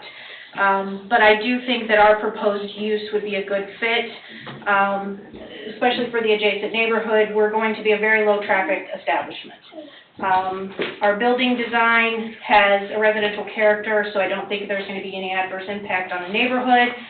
And our development in that corridor is consistent with the Town of Cedar Lake master plan for the area.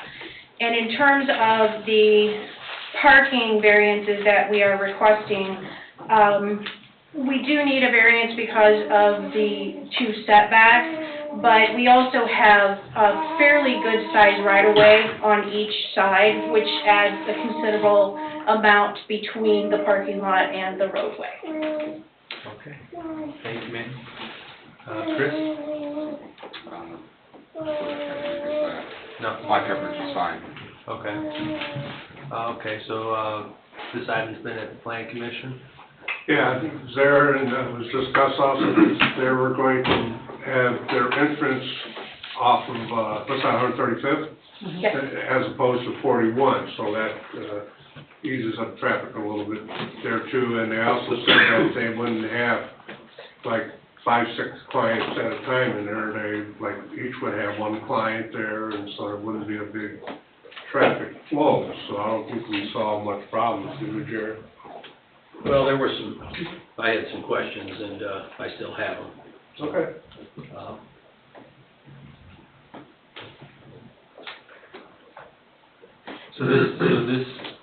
You are in the process of getting site plan approval? Correct. Okay. We've done the initial concept, and then we retained DVG after that to start working on our official site plan. So we're in the process of that right now. Okay. Like I said, though, we knew the potential limitations of this lot, so our purchase of the lot is contingent on the approvals. We knew that it was, again, I think a fairly limited use. So we've tried to plan it very carefully and methodically to make sure that every box is checked and that we fit exactly what we need to. So that's why we're requesting the variances at this stage, because if we can't get approval for that, essentially, I don't know what else would ever go on this lot. And we're not going to proceed if we can't get the approvals we need to make sure that we fit. Yeah, I wonder that every time I drive past it, for sale sign, what's going to go here? Mr. President, I think the consensus of the Planning Commission was probably that if this was a good use for this, however, there were some details for capacity, occupancy, and parking. Okay. So that's what we're trying to chisel down. So, looks like in their submission, it says that they have parking spaces in excess of what's required, correct? Correct. I do have that. We have initial plans. As I said, we checked everything very carefully before we started any of this. So there is essentially one way for us to put a building on this lot. And not many ways to make the parking fit either. So we don't have a lot of options. It's not as if we can just flip things around, and we have pretty much one way to make it work. So at this point, we know pretty well what our square footage is going to be, which allows us to know what our parking requirements will be, and we know, and we're a law office that's been here for 9 years, so we know how many people come in and out, we know how many employees we have, we know what we expect, that sort of thing. So we've got, right now, I think our plan is at 2102 square feet, so that would be a required 10.51 spaces, plus 1 space per 2 employees. We've got 4 current. We would potentially have up to 6 once we move and have some more space, so that would add another 2 to 3 spots. So that is a total of between 13 to 14 spots, and our current design has 25, including 2 handicap. So we've got plenty of room to work within that lot coverage to deal with those parking spaces. So, obviously, I know you're right down the street. Are you expanding on your current business model to take on more lawyers? We would like to bring another attorney into the office if we can. How many spots do you have now?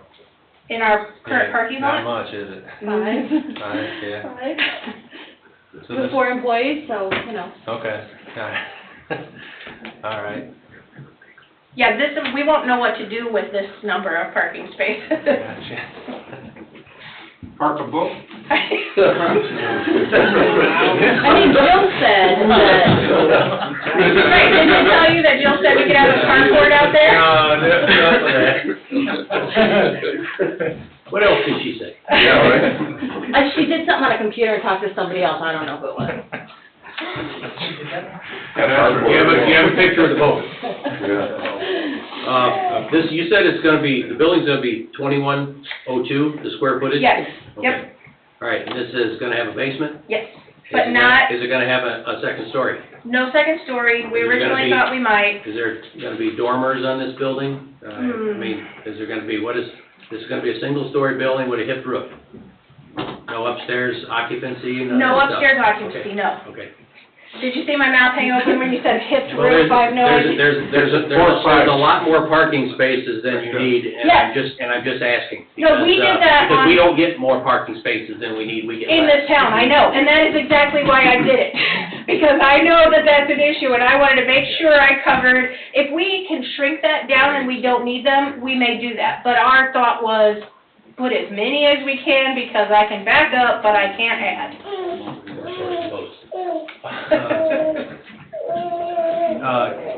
Chris, do you foresee any issues with this building setback, off of Wicker? To me, it looks like the pavement is almost in line with the existing structure to the north. Little bit more intrusive, but we're going from a 60-foot setback to, what is it? 25. 25.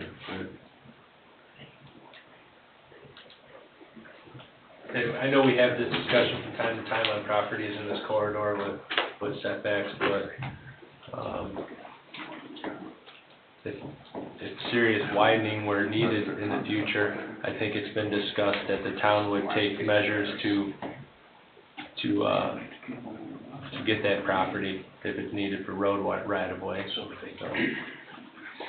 And that is something we actually looked at. There is a turn lane there already. Okay. So we contemplated that when we looked at the lot. So I think that we should be okay either way. I see, okay. Is your parking gonna be along 41? I don't remember. Yes, Is that yes, what part of it's it's in gonna that be? 41, yes. If pulling facing west. Mhm. All the spots will be there. Some in front of the building. A tiny bit east of there. You should have, hopefully, this picture. I got it, Got it, yeah. okay, yes. We got many pictures, many. My assistant showed me. Okay, good. Everybody needs one of those. I'm being punchy, so much.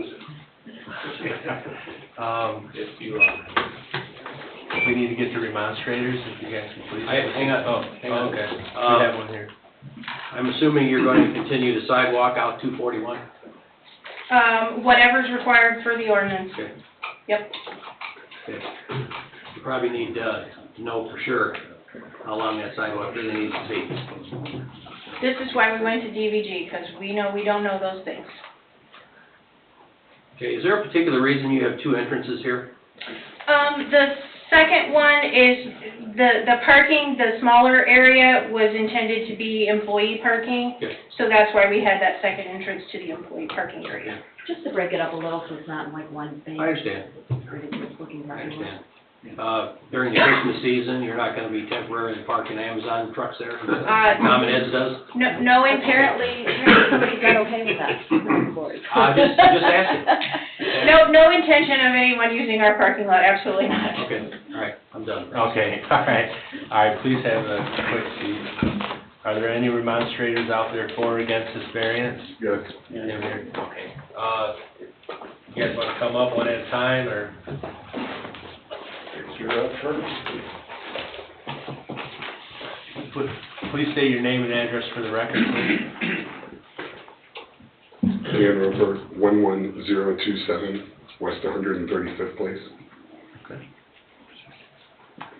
So, the concerns I have, you talked about not a lot of congestion up here. That is incorrect. When softball and baseball season are going on, our neighborhood is flooded with cars. They are even parking all the way out to my house, which is kitty corner to the blue on there already. I haven't seen any of the drawings to know what else is involved with how much of the variance they need. That lot is heavily sloped.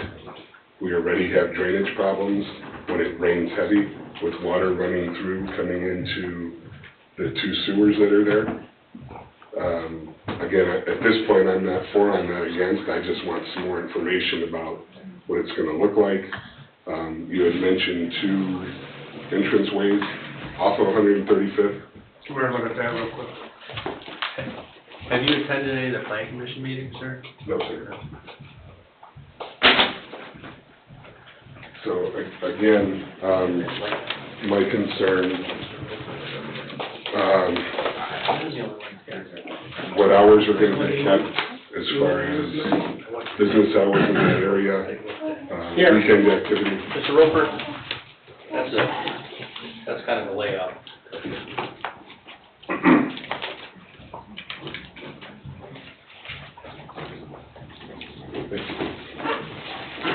So again, at this point, you talked about congestion in that area, trying to get moving on 41 with what's being built there.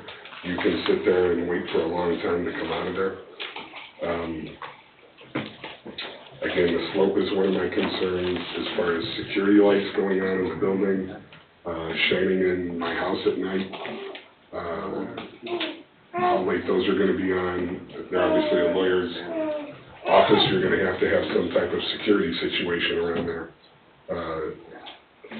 And then we talked about the sidewalk will come up later, but I would not be in favor of two entrances to the business. Again, due to the congestion that's in that area already. Okay. So I guess I'm just, again, you showed me the pictures. My opposition would basically be the two entranceways.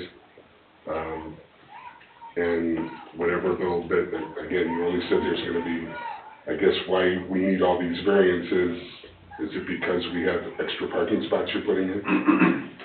No, it's just basically because of the setback restraints on such a small property, at least as far as in my mind, and the setback requirements off of 41, that's a big one. And again, you're going to be, you talked about the other buildings on 41. This building is going to be in a neighborhood. It's not going to be by a neighborhood, it's going to be in a neighborhood.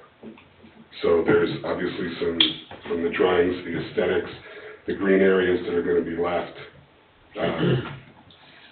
So again, I'm just here to voice those concerns before any movement is made. Well, I appreciate it. As far as your stormwater concerns and and on that lot and affecting adjacent properties, that's something that, this will have to be checked off by our town engineer. Okay. I know that, and again, what we've had in the heavy rains in the past, there are 2 sewer drains on the north and south side. There are 3 or 4 neighbors that are there. We routinely go out there and clear those because the whole street will flood, all the way up to our properties. We appreciate it. And as far as lighting goes, this would have to meet the lighting ordinance as well, any type of lighting that's there. Okay. So, That's, I mean, there are that falls certain, go ahead. falls under zero trespass. So you should see no glare Okay, from any light fixture Okay. on their property. great. Them controlling the stormwater on that property could quite frankly make the issue in the street better, because they can't sheet flow water on 135th. They gotta catch it on their property in the parking lot and get it to where it needs to go. Okay. Okay, thank you. well, thank you for your concerns, Mr. Roper. Sir, you want to come up and state your name and address for the record, please? Sure. And Dennis Wyman, 11024 West 135th Place. I butt up against you then on and the stormwater is a concern. Schneider drains through my yard. The hole from what is, it used to be center garage, all the way down comes right through us. So when it rains heavy, it'll be 4 foot deep in that ravine I got there. So if they close that, they'll flood my basement. It just will. Either Tim across the street or me, when it rains like that, has to go out and clean the gate to get the water over to the, which if they're there would solve that because it wouldn't be all the sticks and brush and stuff clogging it up. But still, something needs to be done with that. Okay. That's one of my concerns. Can I see the picture, or? Yeah, absolutely. Todd's got one there. Okay, that means the building, that's the building, or that's? Yes. Okay. Okay, thank you. Yeah, the second entrance to me is a concern too. I'd like to see just one, but, so there will be some grass too, so, Yeah. I mean, I just like to see some more. As far as the sidewalk goes, I would like to see you not make them put one in, because I'd like to take mine out. There's nobody on that side of the street that's in the original Hanover Plot E outside of me that had to put in a sidewalk, and frankly, it looks stupid. I see it here from your overhead. Yeah, and it wasn't cheap when I had to do it, but Yeah. I would really like to take that out, and it really does. So it's gonna go still from nowhere to no place. So, Well, like I said, as far as the stormwater goes, this stuff's gonna be looked at thoroughly by our town engineer to make sure that there's no negative effects on adjacent property owners. And as Mr. Wilkeny said, hopefully it'll make the situation better for you all over there, not the same or worse, so. okay. You said, Dennis, you said there's a swale between your home and this property? Yeah, running north and south? it actually starts up, but, you know where Gene, I don't remember his last name. Everly? Pardon? Bob Everly and Gene Everly? No, it was Gene, and they lived over by, on Schneider, about halfway down the street, down from, White House? used to be white. Yeah. There's the two new ones, and then the one I that's can't think of their set. name, I can't think of their name either. Yeah, Seegers, Gene Seegers. The swale starts in his yard, comes right down the side of the street from center garage. And when it gets to Gene's house, it curves back through, that used to be vacant. And the swale started there, and it comes through my backyard. I moved it over when I built my garage. And when I was moving it, Gene come run over because he thought I was gonna try and fill it in. But it'll run 4 foot deep through there anytime we get a significant rain. And I mean, it's 135th will flood up 3/4 of the way up my driveway. I know you know where I live. I think perhaps that, the big picture of stormwater needs to be reviewed here.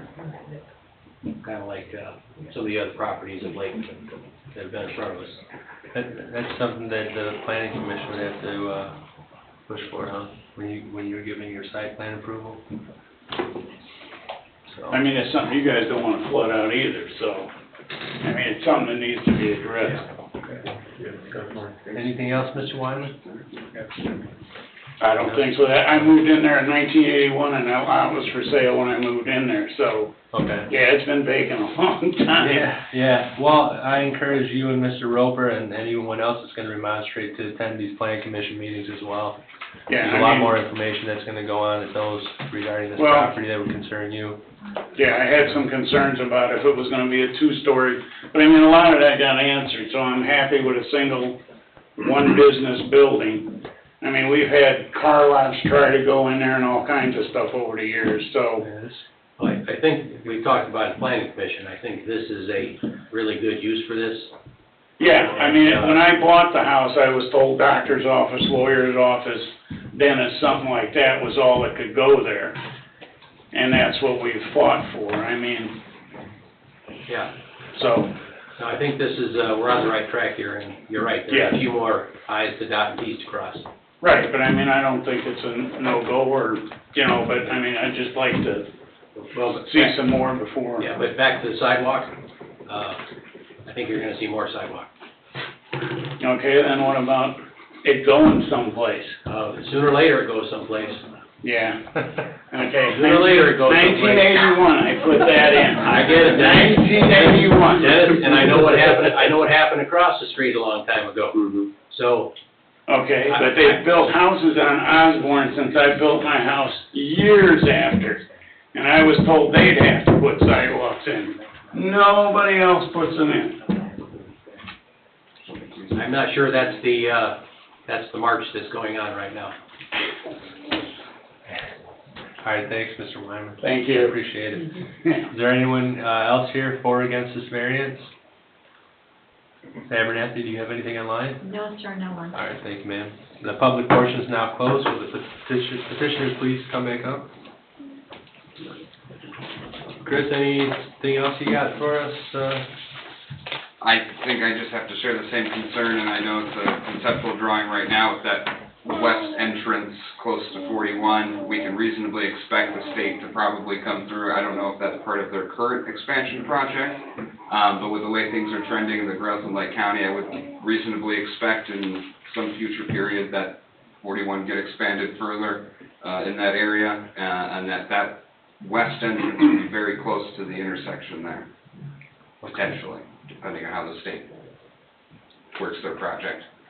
They did indicate that they were gonna go to 133rd, but they said they might go to 135th.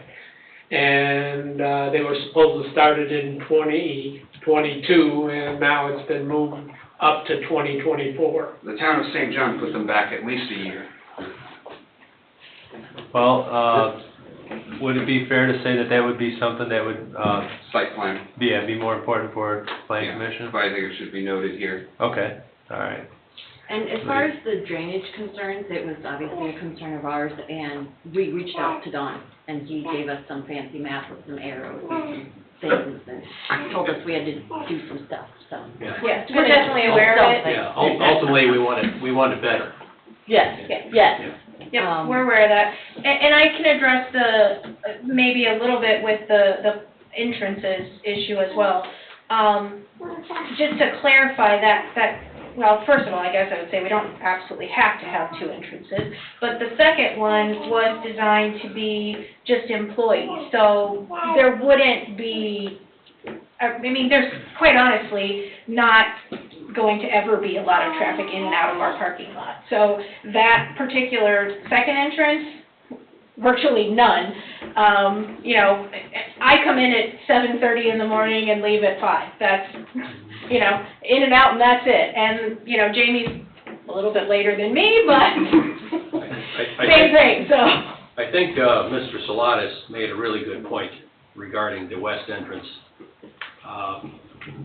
I think you get more parking with one entrance, but perhaps asking DVG, because this is a concept picture at this point. Yes. Asking DVG to consider, as Mr. Solana said, Absolutely. you probably need even more parking if you got rid of one of those entrances, but they'll have to spin things around and see how it lands. Okay, yeah, we can work on that. I was concerned about being too close to 41 too, so So Chris it is should just be saying, shifted yeah, somewhat east. yeah. These are all good things to talk about. Obviously, that's gonna be something you're gonna handle at the plan commission level. We're just discussing your setbacks right now, so, One of the questions, one of the gentlemen had was our office hours. So you're 7:30 to 5, Just me. and she's noon to 10? Not quite that late. I mean, generally, our office hours for, clients coming in are Yeah. between 9 and 5. I come in just myself 9 to 5, earlier, so that but, answers, yeah, 9, yeah, 9 to between 9 and 5. 5 for the clients. Yep. Okay. Monday through Friday, no Saturdays, so we don't actually compete with the crazy softball. Yeah. Yeah. Oh, and we've already discussed that too. They will not be parking our lot either. So, I guess it kind of depends on a couple things, doesn't it? well, Whether or not you're there. we've actually talked about whether we should do like they do in Chicago and just go sit folding chairs out in the entryway so they can't. Perhaps sitting in a folding chair with a bucket. We've got some paralegals with some kids, or some kids of my own. Secure parking. Designing business plans now, are we? Baseball will never hit your car here. Ray, do you have anything, No. good with it? What is the width of the right of way for 41 through there? Is it 60 feet?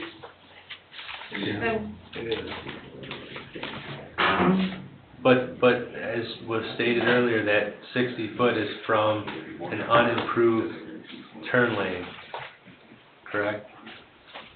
No, there's a There's right of way and then there's another- a setback. Right, so there's another 30 feet in the right-of-way on the 41 side. Okay, And then the setback starts from that point on, okay, so so it's you're really far back from Right. 41, Right, so actually. we're quite a ways back, even though we do need to go in that setback, we're still pretty far off of there. okay. So that would be that black line shown between 41 and the parking lot. We also have this wonderful hand-rendered scale. I'm Mr. glad Wilkening loves. I'm glad you brought that, because I have the minutes here requesting an alternate. Is this good for And we you? retain DVG for that purpose, so it is in the works, sir. Well, you guys hang that on a wall somewhere. We're gonna frame it, and you're gonna have to come in and sign it when we open the Not building. gonna happen. Not gonna happen. All right, so this is a board decision, and I think any action needs to be contingent site plan approval with the plan commission. But me personally, I don't have any issues with this. Obviously, that entrance situation's gotta be hashed out with you two and your colleagues. Thanks. But, not the venue for it here, I guess, but I think it's looking good. And this is a good fit for the place too. Jeff, you have anything else? I really don't. I guess the only thing I wanted to address was, Dan, this has been, Zone B2 for as long as I can remember. You know, it just kind of, it's, you know, nature of the beast of being across the street from a property that could potentially, down the road, be an office building. So, I guess that was really my only concern about bringing that up. But no, I think it's a good fit. I couldn't see. I can think of much worse things, to be Well, honest. and the length of time I've been in this board, yes, I've seen them, including the auto, the used car lot. Yeah, I can't think of a lower traffic, business venture than this one, honestly, but. So like I said, this is a board decision, developmental variance. Do we have a motion to approve or deny this variance request? Mr. President, I'll make a motion, we approve the developmental variance to allow for reduction in the required front yard setback along 41 from 60 feet to 25 feet and along 135th Place from 30 feet to 10 feet, as well as a reduction in the required rear yard setback along the property's eastern border from 30 feet to 20 feet. with the findings of fact, Contingent site plan approval? contingent on site plan approval. Okay. Do we have a second? I'll second it. Motion made by Mr. Wilkening, seconded by Mr. Jackson to approve this developmental variance as presented, to also include, being contingent site plan approval and also including the findings of fact. Any discussion on the motion? No, sir. Understood? Sounds good. Okay. Roll call, please. Mr. Jackson? Yes. Mr. Wilkening? Yes. Mr. Kapura? Yes. Mr. Bungie? Yes. Mr. Recupero? Yes, motion carries 5-0. Thank you. Thanks for coming in. Good luck. Screening will be evaluated heavily. Addressed according to ordinance.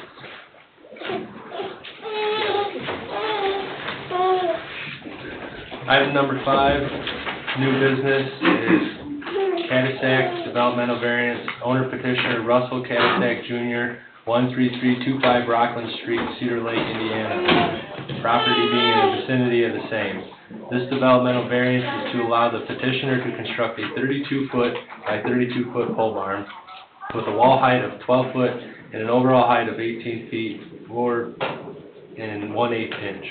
The variance will allow the petitioner to have 3 accessory buildings on a single lot and to allow these structures to exceed the maximum accessory size of 1,600 square feet, totaling 1,908 square feet. Mr. Austin, are the legals in order? Legals in order, the public hearing may be conducted. All right, thank you, sir. All right, petitioner, please state your name and address for the record. Russell Cadillac, 13325 Rockland Street, Cedar Lake. Okay, and the reason for your request, sir? I'm looking to build a pole barn on my property. Mr. Salatas? The lot coverage is more than fine. He's got a large number of parcels. Yeah, we have, Congratulations on assembling such a lot. I have to give the credit to the guy before me. It's 12.8%, Okay, if this were granted. okay. All right. So this will go all the way to the southern part of the lot? Correct. Will you have a separate dedicated drive for this? Yes, Going straight from the road to the barn? yes. Good.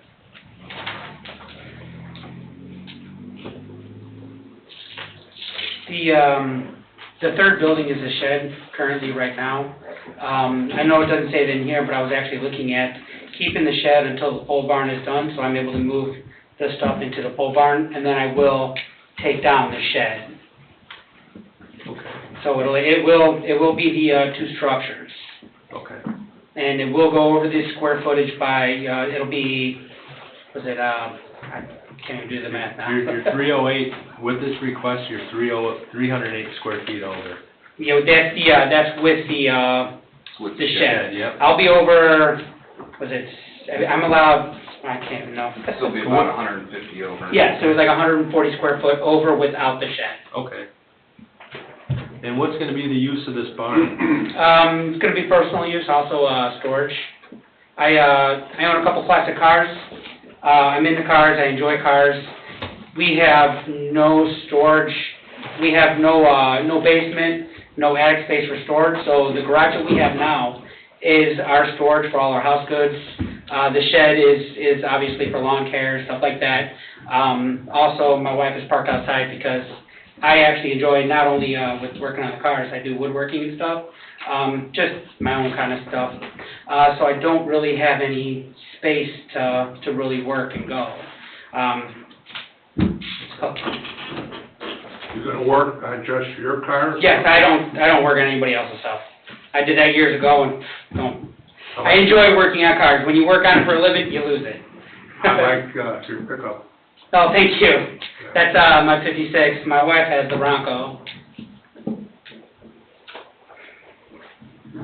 Unfortunately, one has to stay outside right now. I'm sure it's in here. What's the height of the overhead doors, this one? The overhead doors, I was looking at doing an 8 foot. 8 foot? Yes. When would you start this? As soon as I'm approved and I get my permitting, I'm gonna call Simplicity, have them start.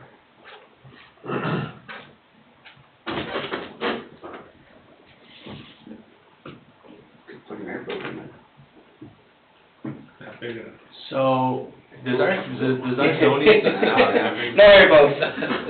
Mr. Austin, does our zoning ordinance still have a provision in it that exempts structures of, or pole barns if they're at least 1,000 square feet in size?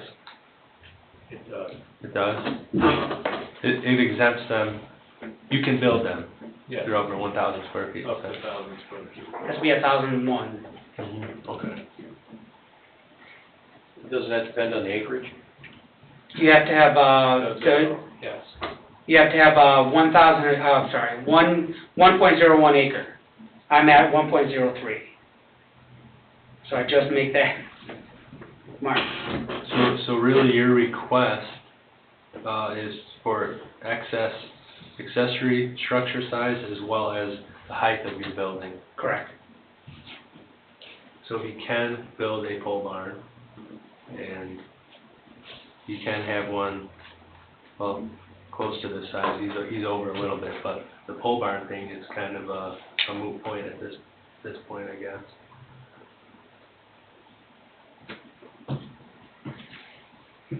Unless we kept him to the 1,600 square foot maximum size, in that case, he could not have a pole barn.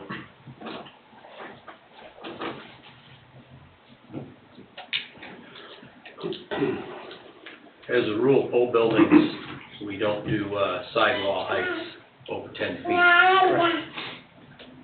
That's one of the reasons I'd like to ask for the variance. Having the 12-foot wall heights would allow me to be able to have a lift in there that I was be able to work underneath. See, it's hard getting up and down. I mean, like anybody knows, working on the ground and stuff like that, it's hard to do any kind of maintenance when you get on there, working on old cars and stuff. You have to be able to get up underneath, check the frames and stuff like that. It's hard to do that doing jack stands, doing that on jack stands and stuff like that. That's why I was looking for the 12-foot wall height to allow me to have that pole barn. I mean, yeah. What size doors are you gonna have on? I was looking at doing 8-foot. One was it 9x8, and the other one's going to be a 16x8. Okay. Can I say something? Oh, yeah. I'm his wife. Sorry. Oh, yeah, come on up. He probably won't say this, but one of the reasons why we want to put the lift in there is that he's actually, he's a disabled veteran, and being still like this for a long time hurts him. So, or you know what I mean, being on the ground and stuff hurts him, and being able to stand up would alleviate a lot of his pain and stuff, and be able to help him work on things that he loves to do. So Well, I appreciate that's it. just You what made I him wanna blush. say. You made him blush. Yeah, a little bit. He won't admit it, though. No. Thank you for. Nobody likes that. Thank you for your service, sir. Thank you, sir. I appreciate it. You guys have any other questions for the petitioner right now? The drive coming off the street, is that gonna be concrete? Is that what you're thinking? Blacktop. Blacktop? Yeah. My house now is also blacktop, so that would be separated, but also be blacktop. Okay. The colors right now, I actually picked our white sides with the black roof. We are looking at, in the future, residing our house. The siding that's on our house now is a really ugly blue, and there's no way to match it. So in the future, we actually wanted to do the farm-style house where the pickets go straight up and down, where the siding is up and down vertical. And then we have the walk-around porch. We were looking at doing the steel roofing around the porch and a couple accent areas, which would actually tie in the barn with the steel roof also. We do want to do some stonework coming up the sides. I forgot what that's called now. And then add that, once we do our house, we can add that stonework to the pole barn itself down on the bottom. Again, I know that's a future thing, and it's kind of hard to really say, hey, yes, I'm going to do it, but that is my intention. That's the reason for the color pick now. Gentlemen, okay for now? Yeah. Yep. I need some clarification, Go ahead, Mr. Austin. Section A, number 2, metal and post buildings mill and post building types of construction shall not be permitted in a residential zoning district as a primary or accessory use. That's what it says in the agenda. So what is let me understand this again. Yeah. You said 1,000 square feet. You can build a pole building as long as it's not bigger than 1,000 No, square feet? if the size of the structure is 1,001 square feet or above, Yeah. then you can build a pole barn. Okay, but you also need a certain amount of property to build a pole barn. You need like Well, 2 not, acres. well, not to build a pole barn, but to have a certain size accessory structure, I believe. My understanding of that, sir, is, if you have 1 acre or below, you're only allowed 1,000 square foot of, accessory structures. Right. You know, that too. Structure. But if you have the 1 acre .01, that gives you into the higher bracket, and that's the reason why they put that, so not everybody can get a pole barn on their property, they have to have a large enough property. Right. So that's what I understand that to be. Yeah, we have a graduated accessory structure maximum based off the size of your property. So based off the size of his property, he's allowed to have that size of accessory structure, which would allow him to have that pole barn. Because it's 1,001 square feet and above is what he would need to have. So this pole barn and the shed would be 2 buildings. Is there another building? I have a garage on there now. The garage is the one, the one that's, next to my house. That's the one that'll stay. That's a 24 by 30. It's attached though. No, it's, Detached. yeah, it's a detached garage. I do have the shed, which is over on the north side of the property, smaller shed. That'll disappear. Right now, if I built a pole barn, that would be 3 structures. I'm gonna get rid of the shed, which will knock it back down to the 2 structures. I'm looking at a picture behind your truck, and I see a garage door being tied to the house. What am I missing? It's probably the angle. I'm looking for the detached garage. What's on the, Maybe it's not in front of your garage. Maybe that's not in front of his garage. Yeah, the picture with your truck has got a brick facade on it. Oh, that was taken at my house before we moved in. I didn't know what picture it was. So the garage is on an angle right now, right? Yes. Okay, then the shed is still over to the... The shed is all the way to the south. north, yes. Is it Or to the south? north? I thought it was south. I don't know, my directions are messed up there. Always has been. Okay, so with the size of his lot being over 1.01 acres, do we even need this third request as far as being a pole barn style building? height, wall height? Not more than 1,000 feet, no. Well, what about wall height? The wall height is something, The wall height we need, 14. but part of the request is a pole barn, which he doesn't need now because we realized he's got more than 1 acre, correct?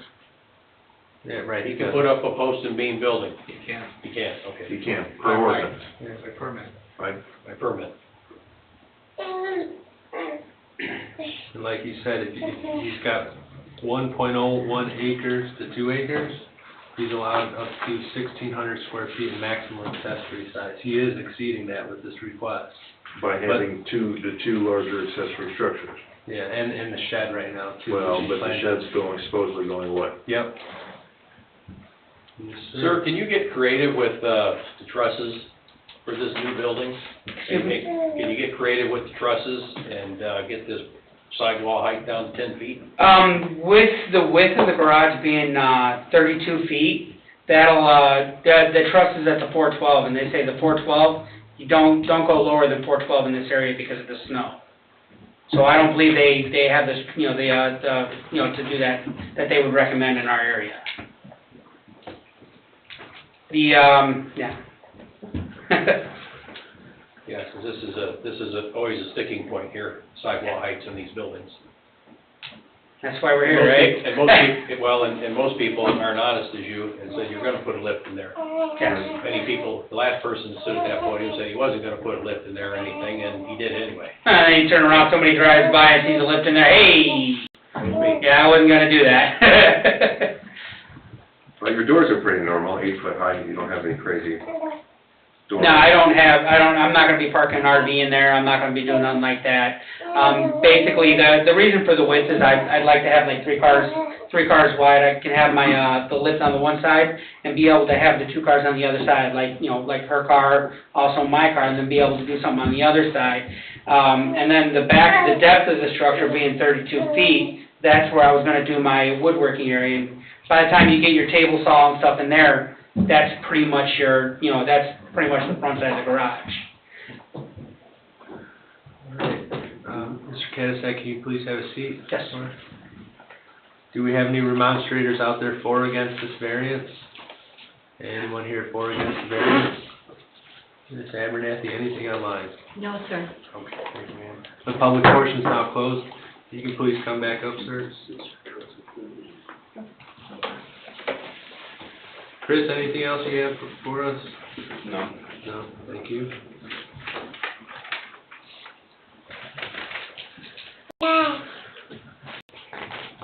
He does have a rather large piece of property, so the lot coverage is good. Pole barn is good. I just think that, there's some qualms about the sidewall height, I see here.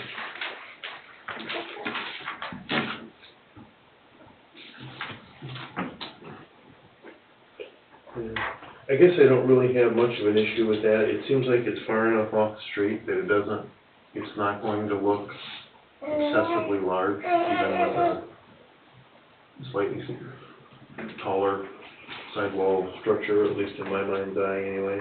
Right. I agree with you on that, Jeff. It's pretty secluded back in there, if I remember right, isn't it? Yes. You're almost at the end of the road, like the last house, then you make the turn, If you were to, I don't know. come up behind the liquor store. Yeah, you come up behind the liquor store, and as you, go to the right, I am the last house on that street, Yeah. on the left-hand side. The guy just, you know, the garage would be up to, that'd be the back of his house, and as of right now, we actually have like almost a forestry in between us. Yeah. Also, behind the shed is another small forestry between us. And electricity is being served by the house? That was gonna be an issue, I was gonna talk maybe, another time, or get with the electric company. I can either go from the house, bring it to there, or actually bring it off the pole and have another box through NIPSCO. Okay. Are there any boomerangs here? You'll want to bring it from the house. Yeah. This doors and windows spec sheet on here, it says 16 by 80. That's the big door height, 16 wide, 80 inches high. That would, pretty much, yeah. Okay. And then it says here 9 by 80, so the other door is 9 feet wide and 80 inches high. Yeah. Okay, you said... I think I was going with the 8 foot, so that would be, more in the, That's 96. Right, but that's not what's on here. Okay, I can definitely change that. I think the 8 foot height would look better along with the higher wall ceiling. You know, the higher walls will actually bring it better. I don't know why he did that one there. I must not have cleared it up with him. What can you put down on the table now or no? If he was thinking they'd do 8 foot doors, because... Yeah, that's not gonna affect the build at all for him. You know, for the guy that, you know, the simplicity, you know, the structure itself, that's just moving the beam up another foot. I don't know why he put the 80 inches there.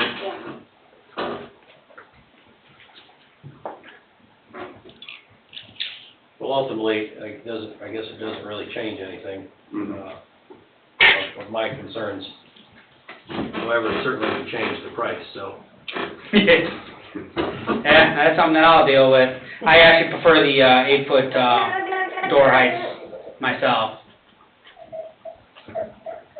You actually found someone to build you a barn though, too, huh? We'll see when the time comes. Yeah, he said he was good for it. Wow. You have a barn envy? A lot of people are Yeah. nowadays. You can't get anyone to do any work, You're the period. second one. They hire the You're Amish. room. They hire the Amish. They say 3 days. Yeah, that's what I hear, yeah. All right, well, I don't have any serious problems with it. He's got a lot of property here too, there's seclusion. There's not gonna be any giant doors on this building. If it gets too loud, somebody will call. Right? It's a good thing I mow a lot of my neighbors' yards, they ain't gonna complain. So you're gonna get rid of the shed then? Yes. Once this is built? Yes. Okay. Maybe that'll be a contingency. So, this will be a board decision, developmental variance. I have a motion for this item. I'll make a motion to approve the developmental variance to allow the petitioner to construct a 32-foot by 32-foot pole barn per ordinance with a wall height of 12 feet and an overall height of 18 feet, 4 1/8 inches. The variance will allow the petitioner to have 3 accessory buildings on a single lot and to allow the structure to exceed the maximum accessory size of 1,600 square feet totaling 1,908 square feet. This will be contingent on the removal of the shed once the barn is built, which will decrease the square footage of the accessory buildings and bring it down to 2. Also contingent that he only, well, it's not a contingency, but he only works on his cars and no other cars in this building, per the finding of facts. I'll second that. Okay. Motion made by Mr. Capora, seconded by Mr. Wilkening, to allow this, developmental variance to construct a 32-foot by 32-foot pole barn per ordinance with a wall height of 12 feet and an overall height of 18 feet, 4 1/8 inch. The variance will allow the petitioner to have 3 accessory buildings on a single lot and to allow these structures to exceed the maximum accessory size of 1,600 square feet, totaling 1,908 square feet. This approval is contingent the removal of the old shed once this building is built, and also contingent that the petitioner only works on services personal vehicles and no others, to also include the findings of fact. Sound good, John? Yes. All right. Any discussion on the motion?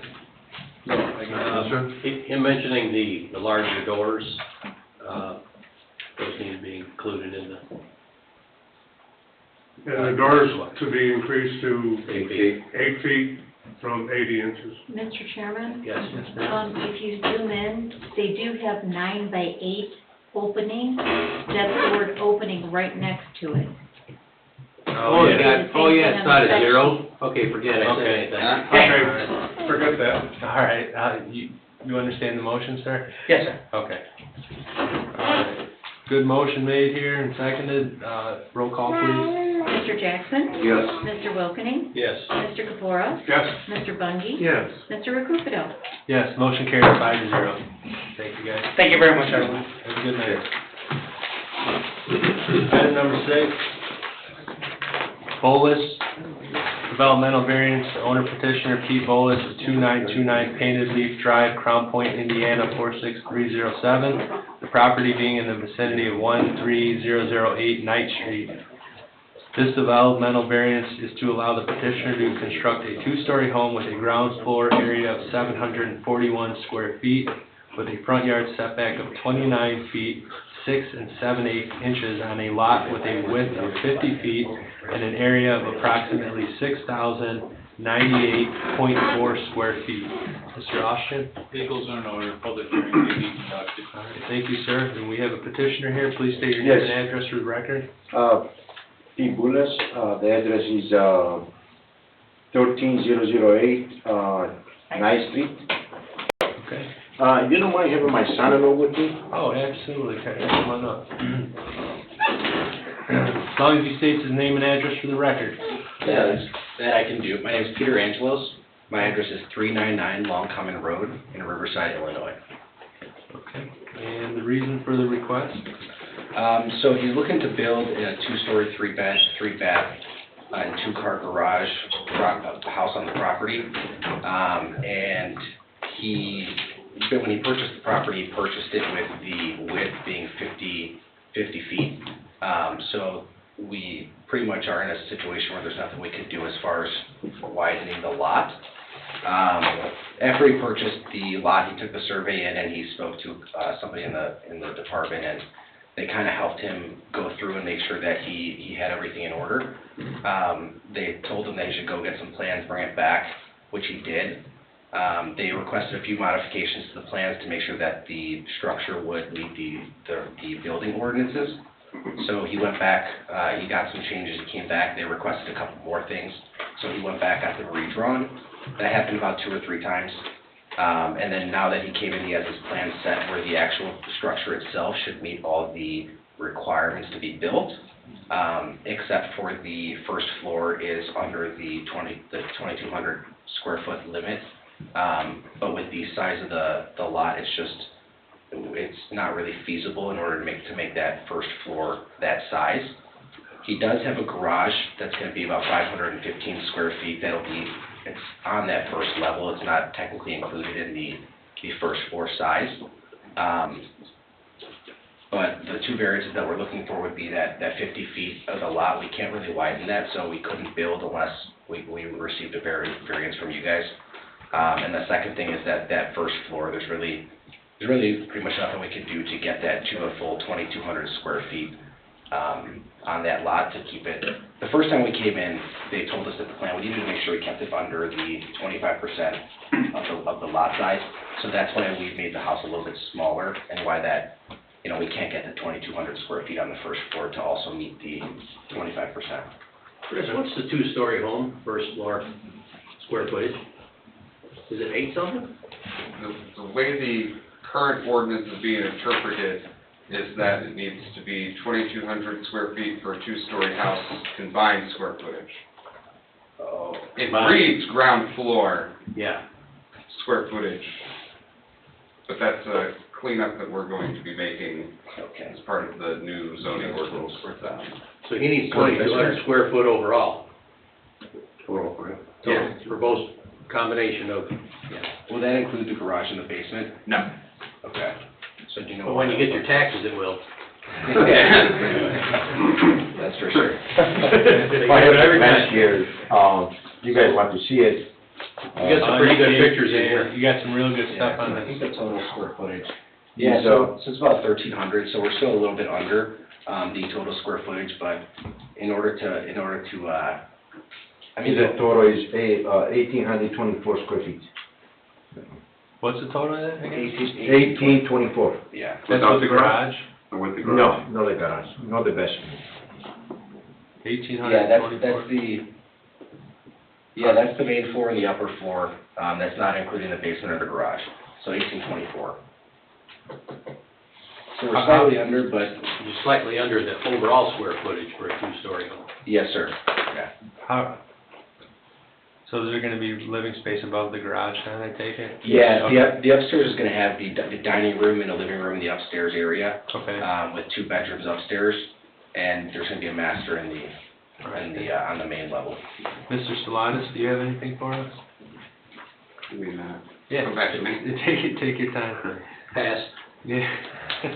Phone a friend, is that what you're doing? The plan was originally drawn a little bit bigger, but in order to make sure that he kept the 8 feet on each side, and to make sure that he didn't go over the 25% lot coverage, we had to make it slightly smaller. So we're kind of in a little bit of a pinch where we can't really make it much bigger because of the other ordinances. Yeah, which lots are you building on? I see there's several lots that are owned here by the same owner. It's 3 lots. Is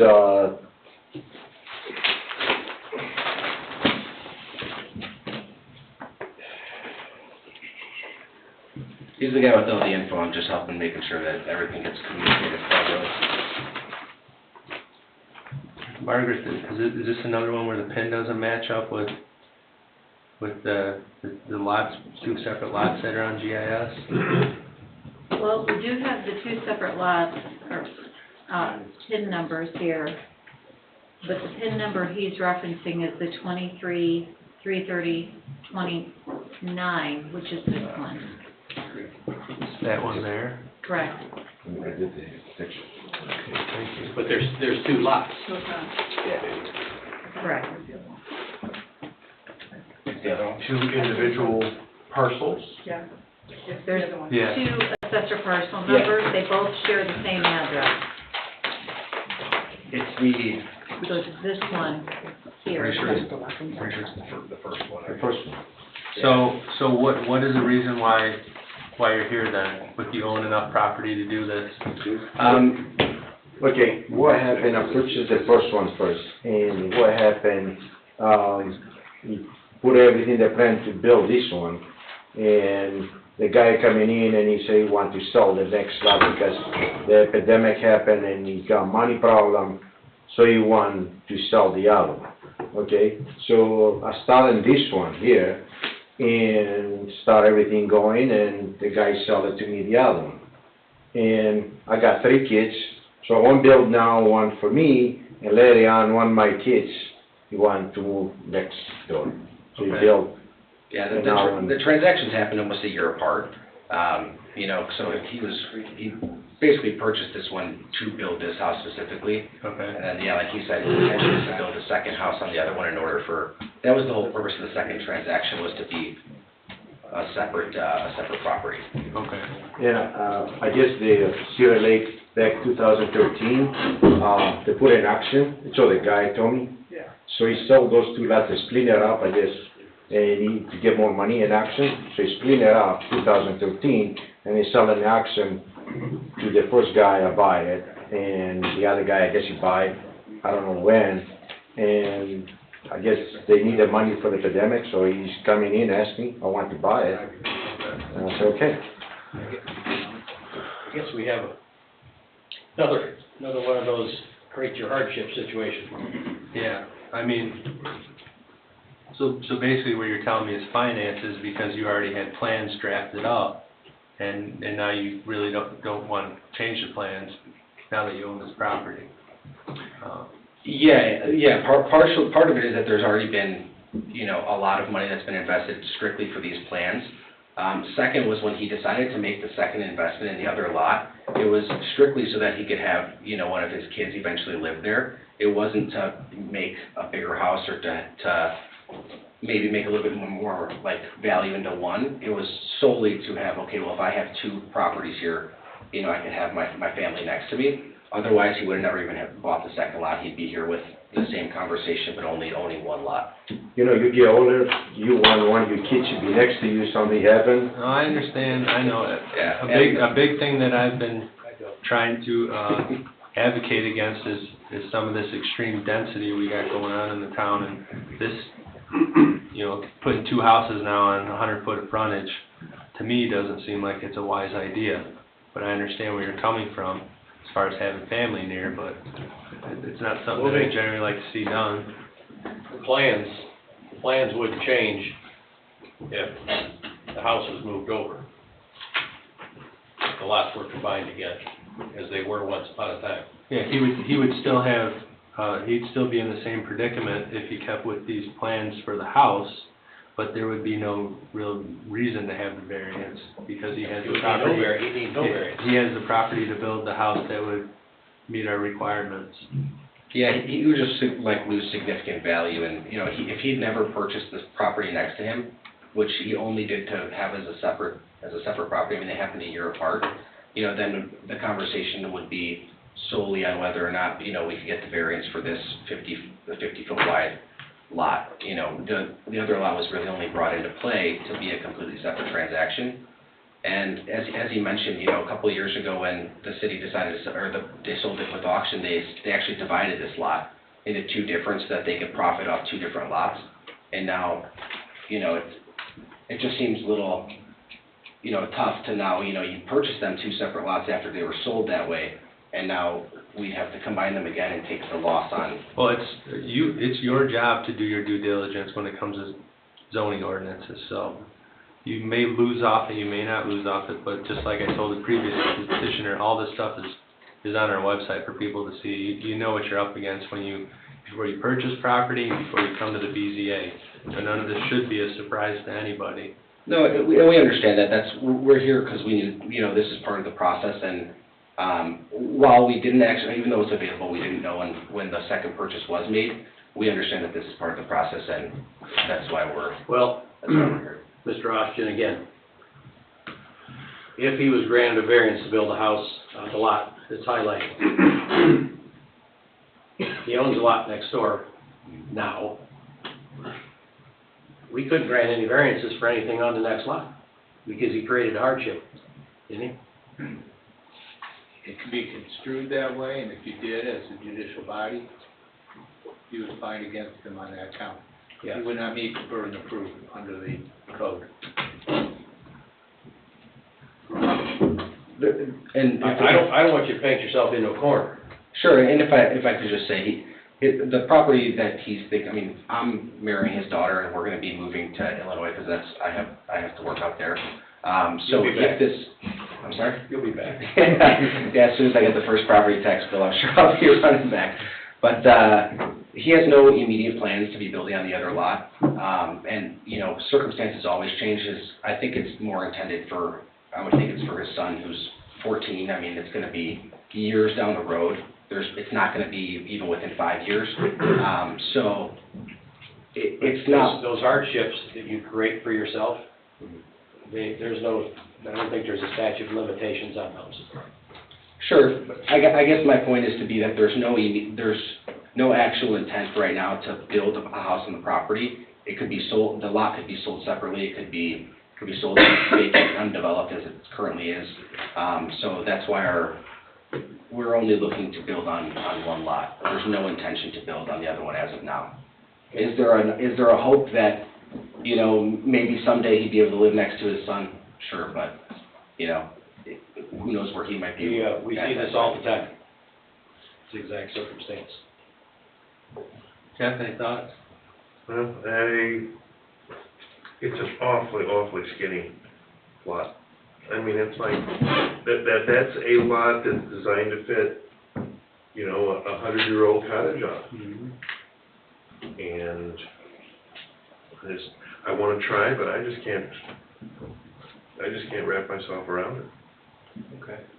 I mean, it is unfortunate. Is that a walking path, or is that a platted walking path up there through that neighborhood? No. Where your property ends? No. On the angle?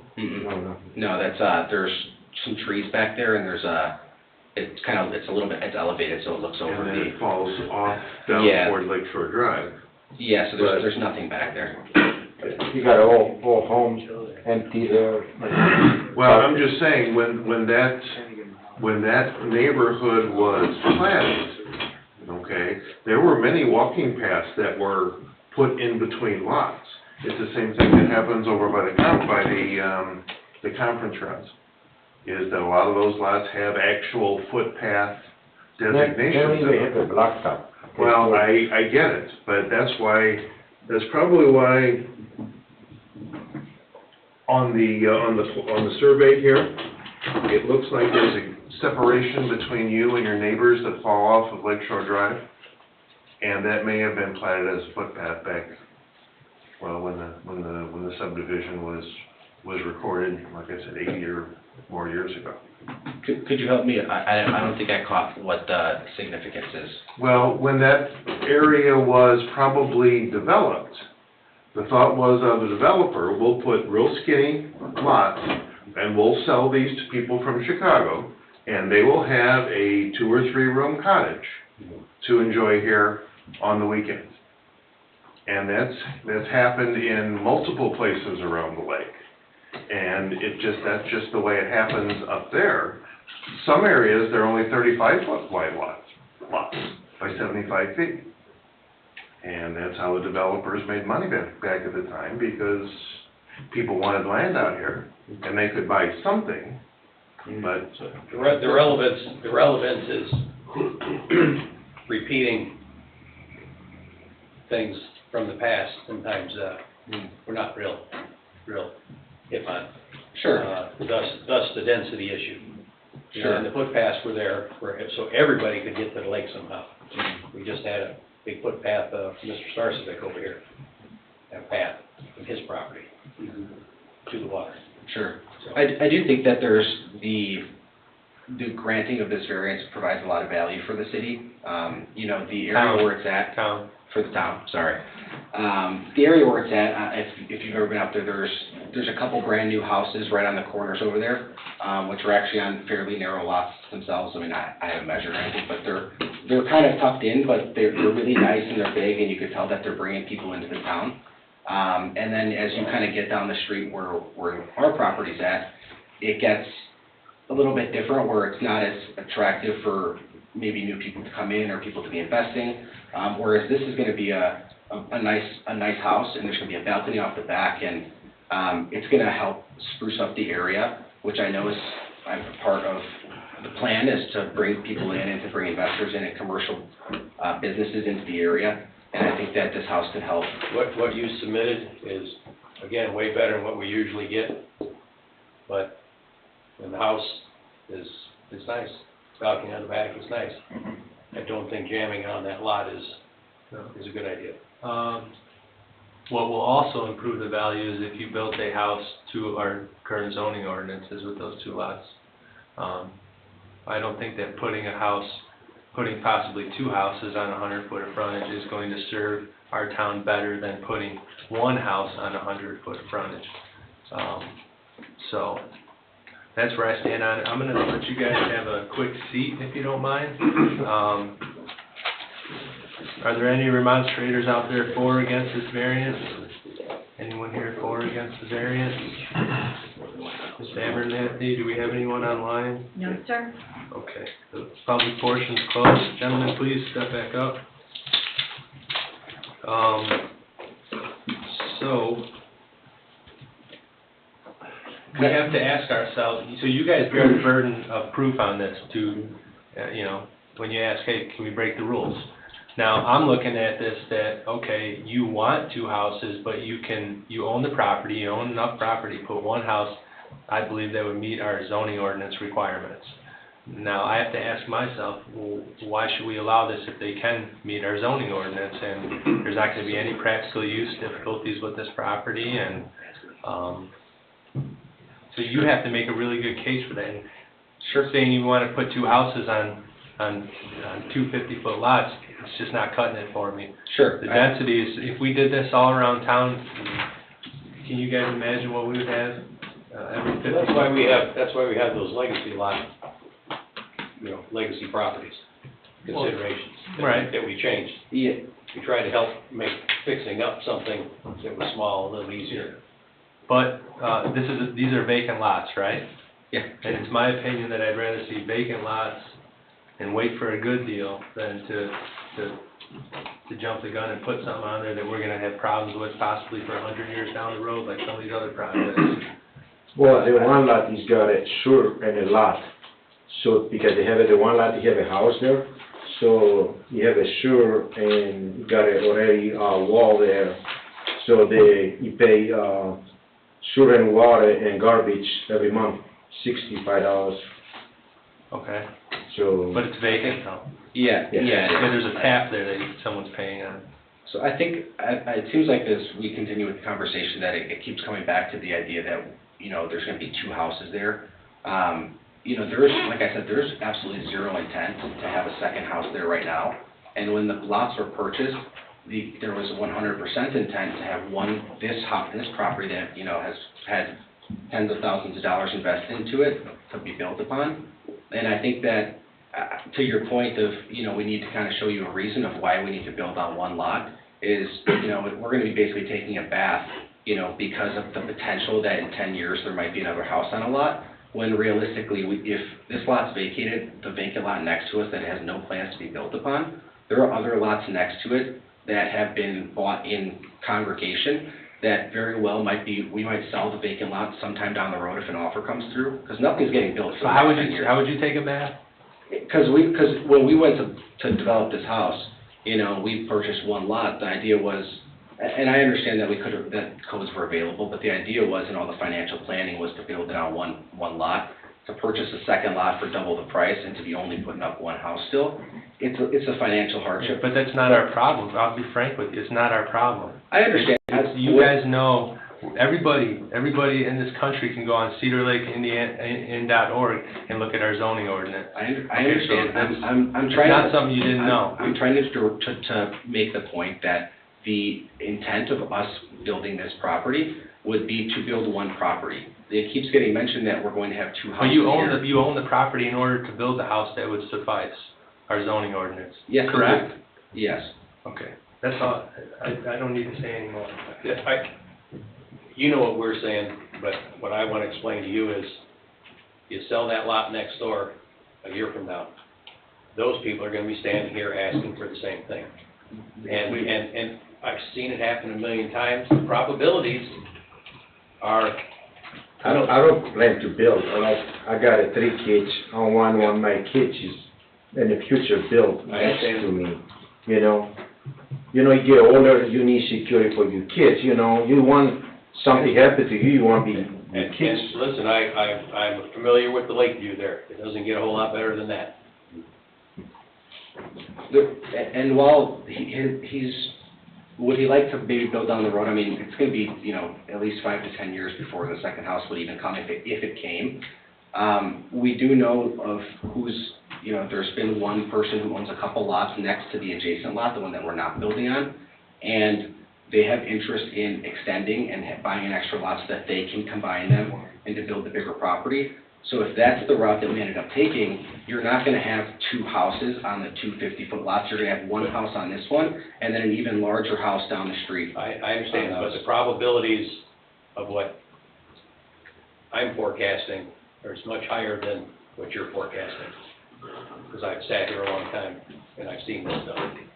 I've seen it. And yes, unfortunately, that goes on tax sale or sheriff sale or whatever it was on. They go ahead and split them, just for that reason. Then the problem becomes ours here. We gotta be the bad guys and say no sometimes. So. Well,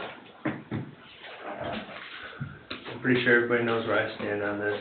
It's gonna be up to you guys to make a motion here to approve or deny this variance request. Is there any benefit to, you know, we could suspect what the result is gonna be, is there a benefit to withdrawing and allowing ourselves to try and come up with some other plan, or maybe a restructuring or some other Yeah, idea? so as I stated earlier, if you got a denial tonight, you could not come back to this board within a 1-year period unless your plans had drastically changed. And, so that would, you know, that could be something that would be a limitation for you on that property. Definitely, You know? yeah. A deferral to regroup keeps you Keeps you in line. So if we requested deferral, we would basically go to either next month or the month after and have a similar conversation with maybe try to, like you Well, said, you're have. too late for next month, right? So Well, we if it was deferred, it could go on to next month, but if it was, Oh, Yeah, okay. you're already in the, New variance you're already in the would- system, so. Yeah, okay. But to your point, we would maybe have an opportunity to really think about how can we show you that this is why you should actually approve the Yeah, if you- variance yeah. rather than just accepting a. You've heard our concerns. Yeah, okay. So your request, I think that it'd be smarter to defer to a month or 2 later, because if they say no, you can't come back for within at least a year unless we have like completely changed the plan. Okay, so what happened, you build in 1 lot, you have to stay the first floor 2,200 square feet? No, he's saying that you will either have to put them, if they say no to us, we have to put them, you have to build on both lots. They're not gonna let you do the 50-foot wide. You're gonna have to just deal with it and put it on both. If we defer, we can at least come back next month or the month after and try to have a better reason for why we could ask them to change their mind. A deferral's a better option. I agree. You guys, You think so? Okay, we're gonna You request. unfortunately, we can't design things, but I have all kinds of other thoughts if I was in your shoes. I understand, but at least now we've heard your concerns, so we can think and try to see if there's something else to come up with. all right, thank you, gentlemen. So we have a request for a deferral. Do we have a motion for a deferral? Make a motion, we defer item number 6 Next month? next month Want to do next month? for the Cindy. Next month, yeah. Okay. With the address of 13008 Ninth Street. Okay. Do we have findings of fact? I'll second, Mr. Chairman. Okay. Motion to defer by Mr. Wilkie, seconded by Mr. Bungie. We'll hear this petition at the June 2022 meeting. Roll call? Mr. Jackson? Yes. Mr. Wilkening? Yes. Mr. Kapora? Yes. Mr. Bungie? Yes. Mr. Recupero? Yes, motion carries 5-0. We'll see you gentlemen next month then. All right, thank you. All right, thank you. Item number 7 of new business is El Jimador Champ 84 Enterprises LLC, variance of use. Owner Champ 84 Enterprises LLC, 1877 Center Street, Portage, Indiana, 46368. Petitioner is El Jimador LLC, 9071 East 109th Avenue, Crown Point, Indiana, 46307. Property in question being in the vicinity of 111 Broadway. This use variance is to allow the petitioner, or to allow outdoor dining and the serving of alcoholic beverages at a restaurant in a B1 neighborhood business zoning district. Mr. Austin? Legals are in order. Thank you, sir. Petitioner, please state your name and address for the record. Yes, I'm Mark Anderson of Anderson PC, 9211 Broadway, Merrillville, Indiana. I'm here on behalf of the petitioner and the owner, looking to request 2 use variances, as you've indicated. The property was previously used by, I think, the Cove Restaurant. Before that, it was the pizza place. Cove Restaurant had these same variances. They had the same, actually, Type 210 liquor license that was in place. Property was sold after the Cove Restaurant ceased to operate there, and the liquor license was transferred to the new owner, and it's being used as by petitioner. It's in the process of being transferred over to be used for a petitioner. The petitioner has 2 other restaurants in the area under the El Jimador name, and then a third one, they're in Hobart and then in Winfield. And then there's a third restaurant I don't know the name of that the owner has in Winfield as well. So they have an established track record. It's a Mexican restaurant location. Okay. Talking about the Doc's restaurant, right? The dock, yes, Right in front of the restaurant. Yes. Southside Pizza. Yeah. Before that was South, that's right, that's right, that's right. Yeah, Mr. Solanas, he lives in Arizona. do you have anything for us on this? No, as you said, everything Mr. Anderson has said is accurate. There was variances, but given the lapse or abandonment thereof for that length of time, they went away. We're gonna have a lot of Mexican food here. All of a sudden. Yeah. We've evolved these times, they are changing. But there's no variance for that. Yeah. I have a question, because I don't remember ever approving outdoor dining for any of those establishments. It just didn't.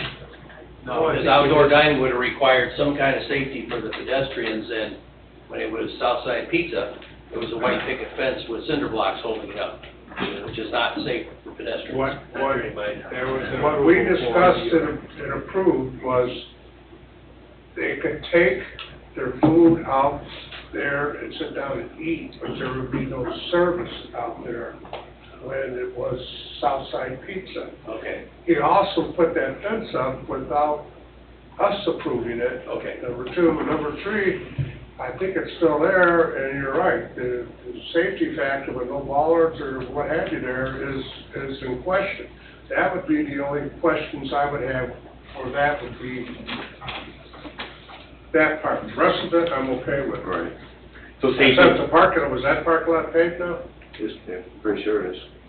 Except, It's going to be paved in. It is paved, Dave, come on up, sir. John Mathewson, 360 North, 725 West Hobart.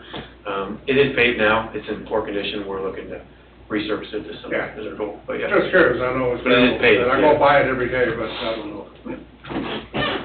But those are my concerns about the outside dining in that area. It really wasn't approved through this board or plan commission. Or town council could have been part of the variance of use. Nor the town council. It did have an approval from somebody in this town. Oh. Okay. And since the pizza place was in existence, I believe the owner, the Cove, did a lot of work on the interior of the building. The dock. The dock. It would last so longer if it was called the code. You were in Maryville all the time, you'd know this. I know, that's my problem, you're right. As I was saying, I think, as it comes to safety, I don't think there's any issue the owner would have for petitioners with respect to bollards, if that would be needed to protect outdoor diners. We started doing that some years ago. There's still a thought out there about how far they should be apart. We do know they're 56-inch pipe full of concrete below the frost line. However, cars could fit through 6-foot spaces. So I'm going to stick to my 4-foot rule. Based on this picture, can he put bollards out there without getting, or something similar, of the same intensity, and still not stay on the public right-of-way? Maybe right next to the sidewalk? Is that- Right now, the sidewalk now, Spencer. Right on the fence, stop it. Fence is going. Stop it. I would think it would It be. looks to me like it's right on the edge of the sidewalk. Is that what I'm seeing?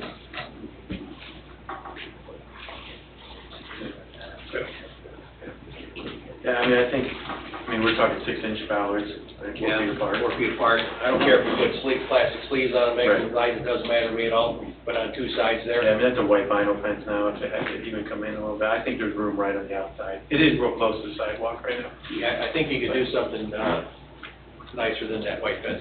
Yeah. Yeah, like, take it over. That's my only concern about this, is the safety of people sitting outside. If the side, if a car ends up on the sidewalk, it's winter. Right. We know what happened to Shoops and Crumpel, or St. John. I don't park anywhere near those windows. It's because your truck's in the garage all the time. Yeah. Yeah, I agree with Jerry. The use obviously isn't a problem, just making sure we keep public safety in mind with this. I think that would be fine, yes. Okay. I'm not sure what the code is, if it's 4 feet, 5 feet, 6, but 4 feet, I think it's fine with Right now, that's still kind of up in the air. However, we do have, myself and others have little differences of opinion. If you measure the width of a small car, most of it will fit through 6 foot of post. 4 feet's fine. Yeah, that's it. What's a few more pieces of pipe? Yeah. What did they do over there by the other Mexican restaurant? Didn't they put something out there, like Sequoia, that coffee joint? The Dilla. Yeah. Yeah, I thought they put something out there. they did. They did. 6-inch pipe. I didn't measure them, no. I don't know what the spacing is. I don't know if we made that stipulation when we. We did make that stipulation. But I know that, I'm gonna call it Los Asimos. It was, decided some years ago that traffic parallel to sidewalks, like at Los Asimos, they were 6 feet apart. Out front, they did a 4-foot arrangement because of the perpendicular traffic that happened. And I don't think that was something somebody decided on a napkin. I think somebody actually engineered that. And I'd like to think that's gonna be a standard someday here, but, one thing at a time. Right. Well, Mr. Anderson, quick seat, please, if you don't mind. And I'm going to call on any remonstrators here for or against the variance. Don, you okay? Anyone here for or against the variance? Ms. Abernathy, anything on that? Although I am right next door. Yeah. Now's your last chance. Last chance. Public portion is now closed. You can come back up, please.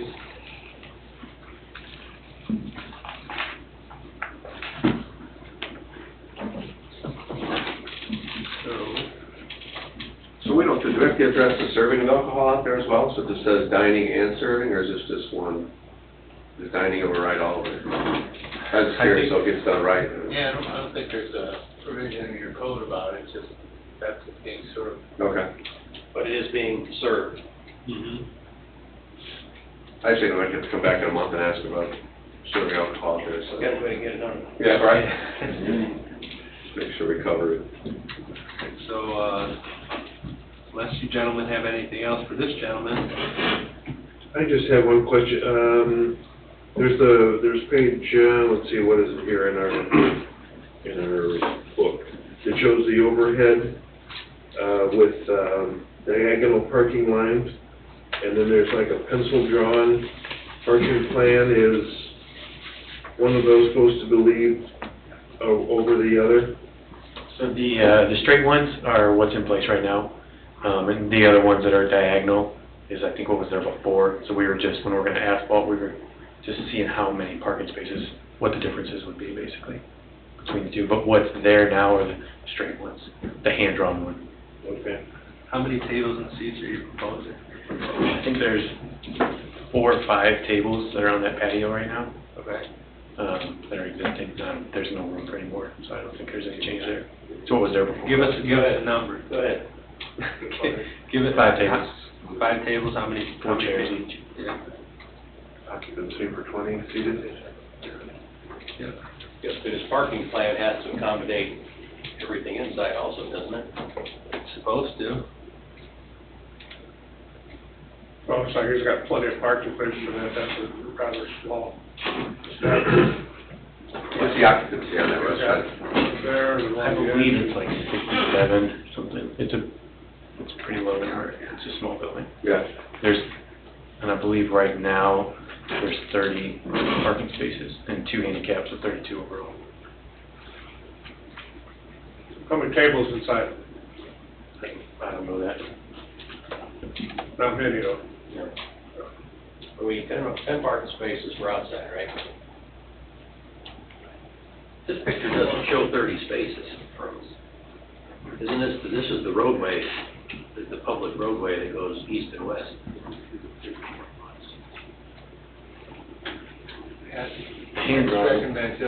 The hand-drawn one should have 30 in that parking. Got a row over here too. Broadway intersects. Right? Then you got doubles, is those long ones doubles, or where they butt together? Oh, okay, all right, Well, those that's are, two. that's not the roadway. That's the guardrail. Yeah. Parking, all right, got it. Yeah, along, All right. the one at 164 number. You guys are welcome to stand up there, you know. Or you're welcome to sit, it doesn't matter. Yeah. Okay. So are we okay on parking? Well, we don't know how many tables are inside. There's parking on the front of that too, isn't there? Like where the tables would be, the cars pulling at an angle there too? On the sidewalk, I mean, On the street there's The northeast? right, on the street there are some. There's some there too. Probably 3 along the street along Broadway. I Before that, think, next so maybe 4. This parking situation, we just want to make sure we get this pinned down. They say they have 32 parking spaces on your property, right? We're just trying to make sure we've got enough parking for this type of use as well as the inside use. Now, there's some common parking that's along Broadway too, right? In fact, that's public. Town purchased, all of the right of way that is Broadway. But I think we need a number for indoor seats. Because there's 1 parking space per 2 people. Right? Right. Did you have employees? Well, I get it. I get it. And we just want to make sure we don't miss anything here. I know it's getting late in the night, but this is when mistakes happen. It looks like you guys could probably squeeze that parking lot some more with a different drawing. That's kind of I'm wondering too. Yeah. Well, 32, he could have 64 people in there. Yeah.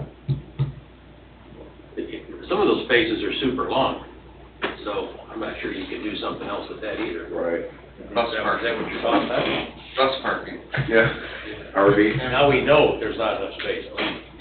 Boat. Don't say it. Airboat. I was gonna say, get an air, you can get an airboat, that one spot in the middle. Oh, that's a nice airboat, you guys. Yep. Nice airboat. It was a nice boat. So the parking we feel is sufficient? Chris? Without knowing the occupancy, the max occupancy of the building itself, I might say it's sufficient. And Nice. certainly, This is, right, without owning the inside, this is what we're doing right now. John just rolled snake eyes. Yeah. You know, from a historical perspective, and let's be really practical about this.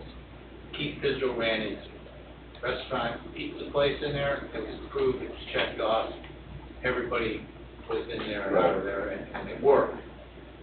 He only had so much parking, Recommended Hills comes along, and that got straightened out with pavement, delineation, ingress, egress, parking spaces, markings, and it all worked. Bisdell leaves, Keith retires and goes somewhere. The next restaurant came in, and it worked. Same floor plan, same layout, same enter the place. And now we have another gentleman who has another restaurant opportunity for that project. And that's all it's gonna be used for. It'll never be a bank again. I'm just suggesting a wellness check. So when you're bringing the snake eyes out, Jerry, keep a little history in the background that, you know, otherwise you're really asking them to do something. I think something else. I think his business will be much busier than anything that's ever been. I don't think there's any And that's question why, about that. and that's why this is a wellness check for parking. But there's overflow parking into the Strax parcel. You have, Okay. you have Broadway, which has several dozen spots. Yeah, I just want to make sure, you know, for the record, we're dotting all the I'm i's. not trying to talk you out of Yeah. establishing your criteria and your conditions and the like. I just want to remind us of the, It's worked, right? yeah, it's So, successful. Yeah. so you don't know how many tables are gonna be inside. Can you guess? You're gonna have 6 tables, 8 tables, 10 tables? I mean, I have a photo, I can get a pretty good guess, but I mean, the occupancy is 67, so we wouldn't be able to have anything more that would seat that, correct? Inside? But that would includes outside Okay. at this point. I think occupancy inside is for fire, right? Well, he would just adjust the outside to meet the parking that he had. So if he had to pull a table off from the outside, he would do that, you know, to meet requirements. I'm okay with the parking, I'm okay with everything, as long as they throw the bollards up around the outside dining. That's my only concern. And then I'm okay with them serving food and alcohol out there. Whereas I'll probably be there drinking. Right. But But these are all good. I understand, but the I don't know concerned me. I mean, I still say you can squeeze that lot for probably 10 more spots if the scale's close, I mean, so, I don't know. Yeah, and we can work on that then too with the. So can we all agree that the building department will grant occupancy and that'll be based, the amount of patrons will be based off the parking they have? Is that fair enough? They'll measure it anyway. Yeah, okay. If you give them that condition, they'll do that as part of their job. So that could be part of the motion? Could be. Okay. Yeah, that'll help them out. Okay. It's requirement. All right, thank you, sir. So it looks like someone's crafting a motion. It's going to be contingent on occupancy being decided by parking and also the inclusion of bollard posts.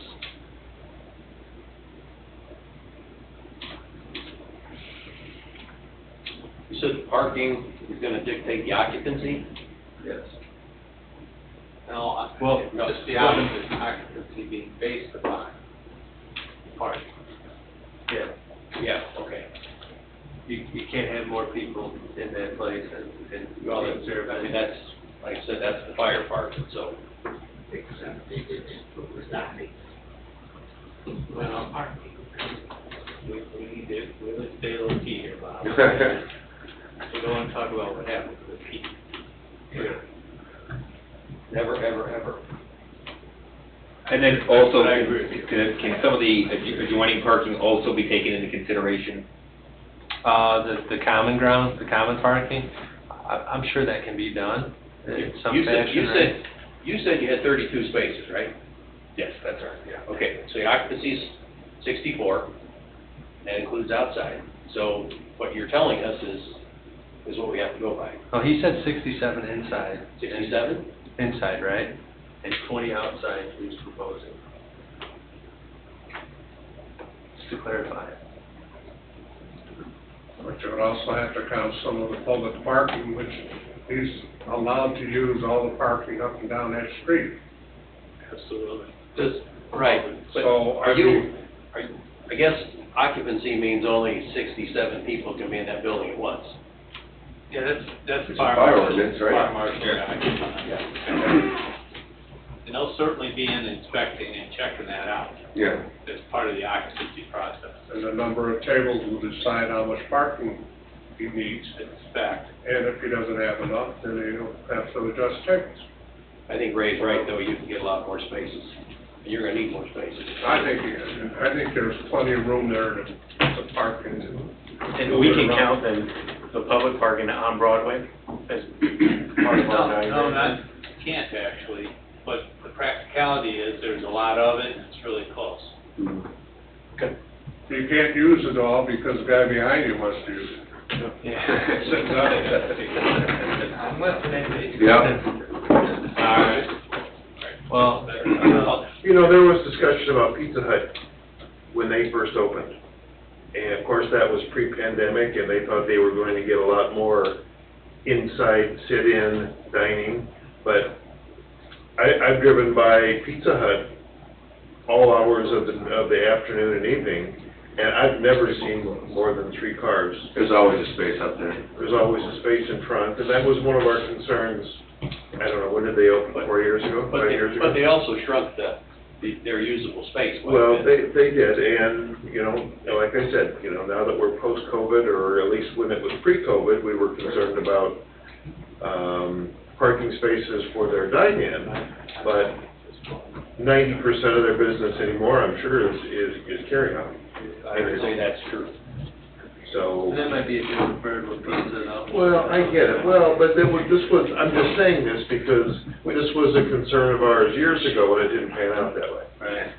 And we didn't have, at that time, I don't think we had the agreement with the town that town property went from curb to curb and increased all the parking spaces to, you know, public land. Yeah, I just don't wanna get in a situation, Jeff, where we're starting to base parking, this has nothing to do with these guys. This occupancy based on the hours of the business. You know what I mean? Because, with the way things are looking, Broadway's gonna be full. But Bring it on. What's going to happen, I think, Put headlights in front of my building, I'll be happy. I showed you a video of some guy who was doing that once upon a time, you didn't think it was so funny. I think the parking is fine, I don't think we need to talk about it anymore. I'm gonna make one comment for Rosati's.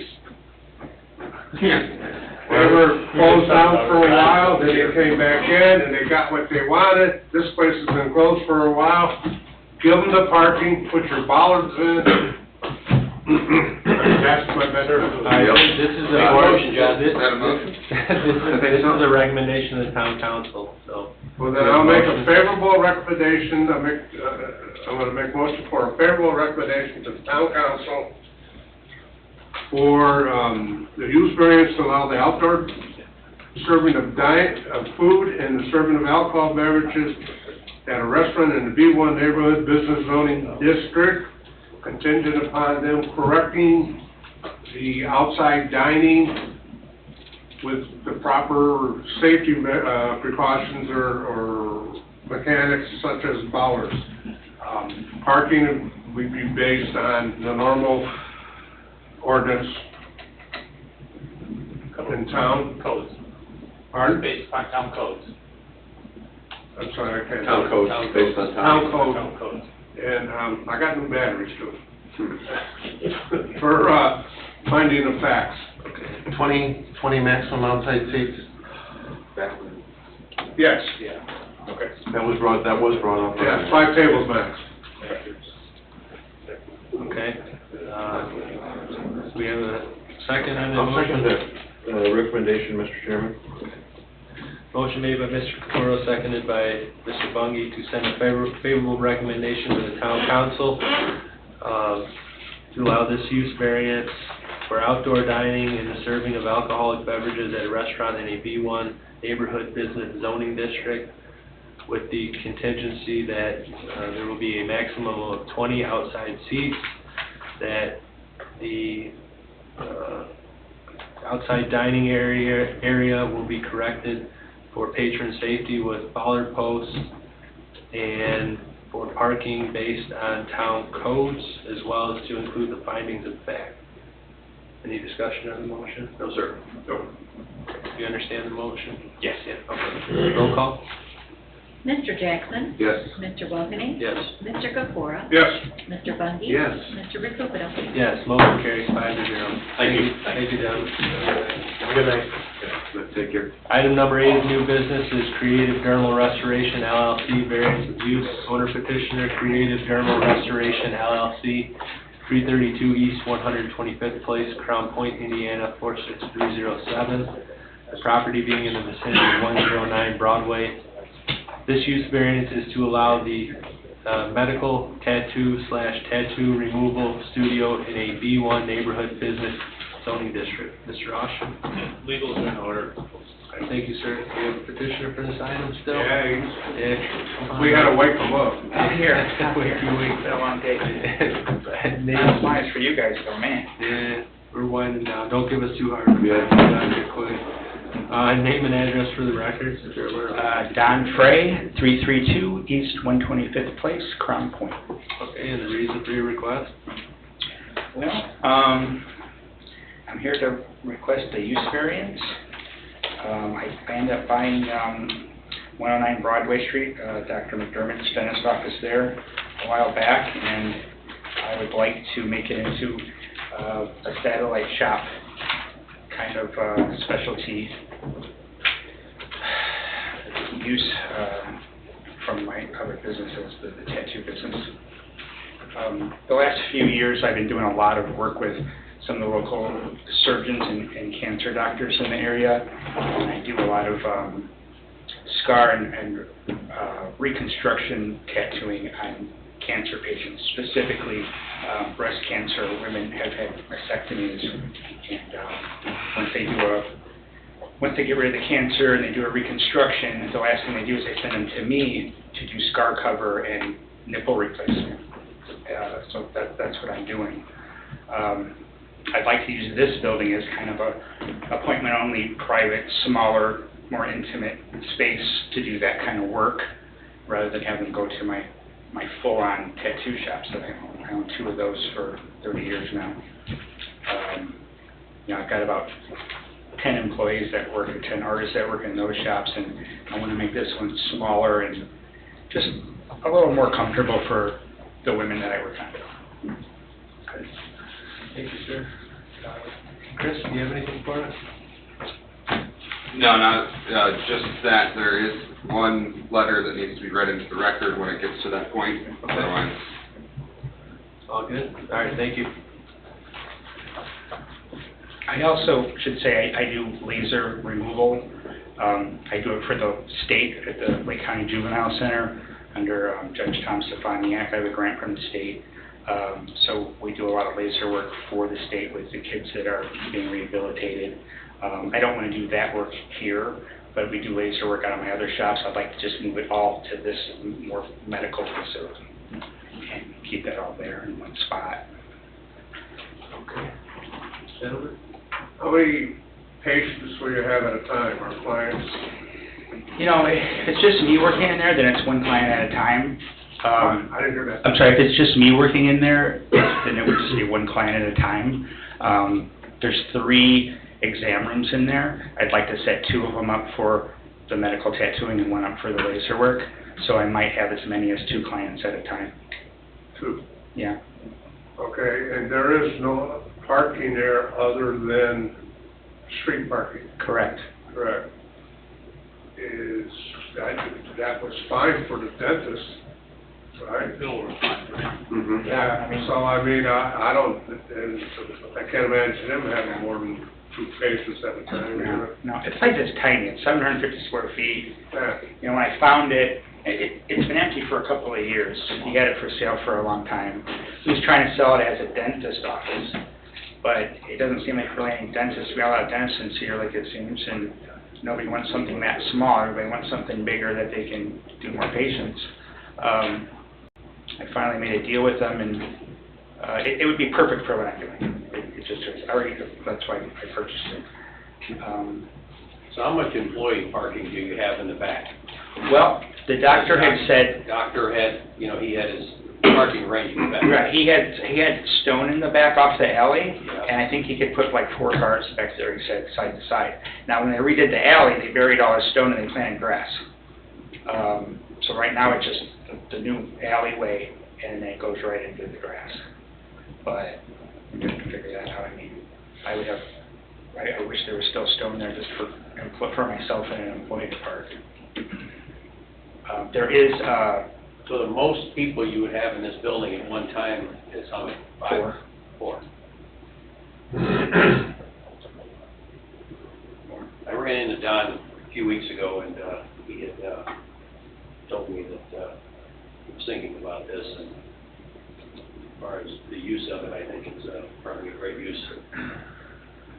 No traffic. It's always good. I think there's, I think it's a great use for the building too. It's been sitting empty, and just parking concerns, and if need be, you could always pave that back area and put some parking back there. there is like, as Dr. McDermott pointed out to me, when they redid the street and all the new parking, they put a cut in to our property to the right of the building, where you could put a drive-in from Broadway to a parking lot in the back and then exit out the back. So if I ever got to a point where I really needed more parking, that, I was told that would be a possibility. are you saying on the north side of the building, there's a drive? There's a cut-in before a drive going onto my property. But that Wasn't that part of an improvement Dick Hand was making? That's, yeah, but this building is right on the property. King Medical Building here? Yeah, to the, I'm trying to think how that North. to the north That would side, be the north. it's like about 2 feet from the property It's line. close.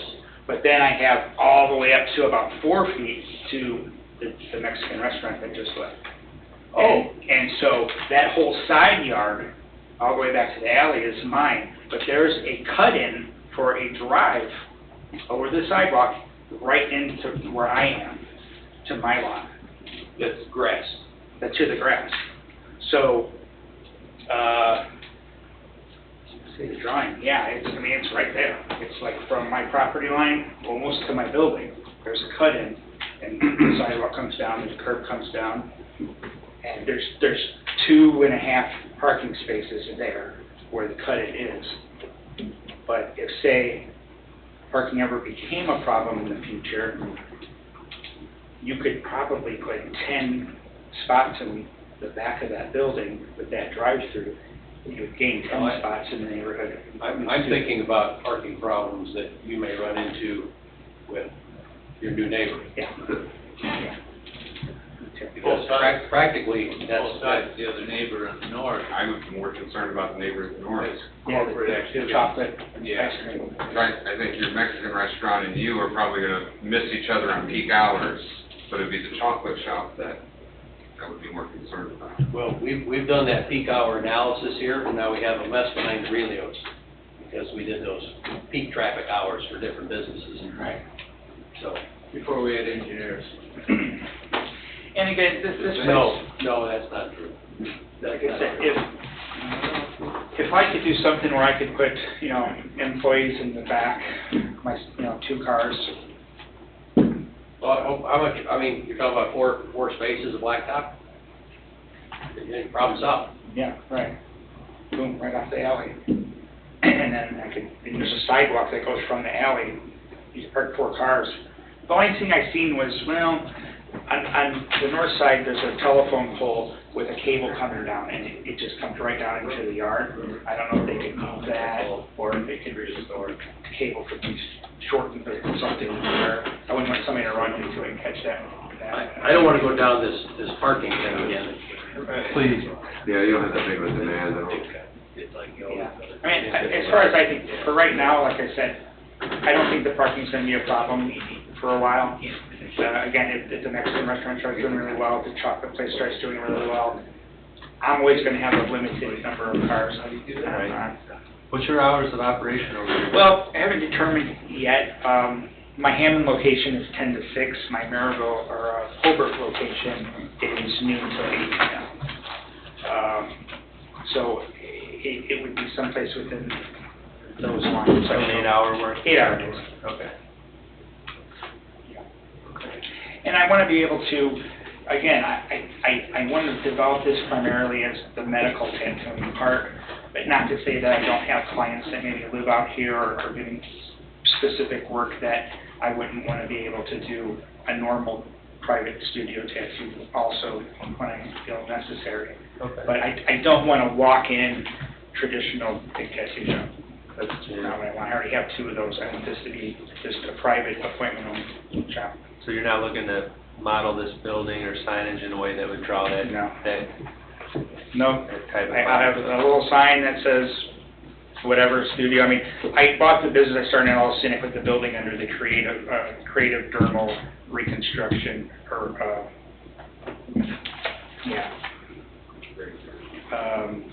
so the building's owned by that LLC. That would be my legal name, but, you know, I might say, it might be something studio or something like that. I don't really have an exact name for it, but like the dentist before, he had a small sign right next to the door that said Dr. McDermott Dentistry, something simple. Okay, all right. I could see some evening clients, but not too many. Yeah. Well, we're gonna get to remonstrance real quick. So obviously there's nobody here for or against this variance. Nobody here. Nothing online. Okay, so we do have a letter. Yeah. I can go ahead and read that into the Yeah, record. read it out loud. Okay. All right, so to whom it may concern, no, that's yours, Don. You don't want to hear your letter. Where's that? No, the bold type. It's at the very end. The bold type. I'm at page 77 of 77. I don't see it. It's the very last page, and start after the word Ashley. On this packet, Yeah. the last page is, what page is it? Yours doesn't go one more. It's after all the pictures inside. Yeah, I don't have it. If it helps, I'll read it. Yeah, if you don't mind, Chris.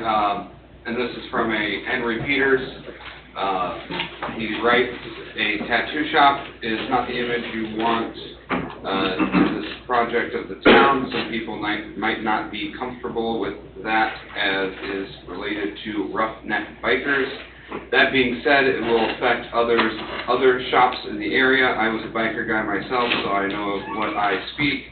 Bikers run in packs. Tattoos are notorious for rough lifestyle and gang-related activity.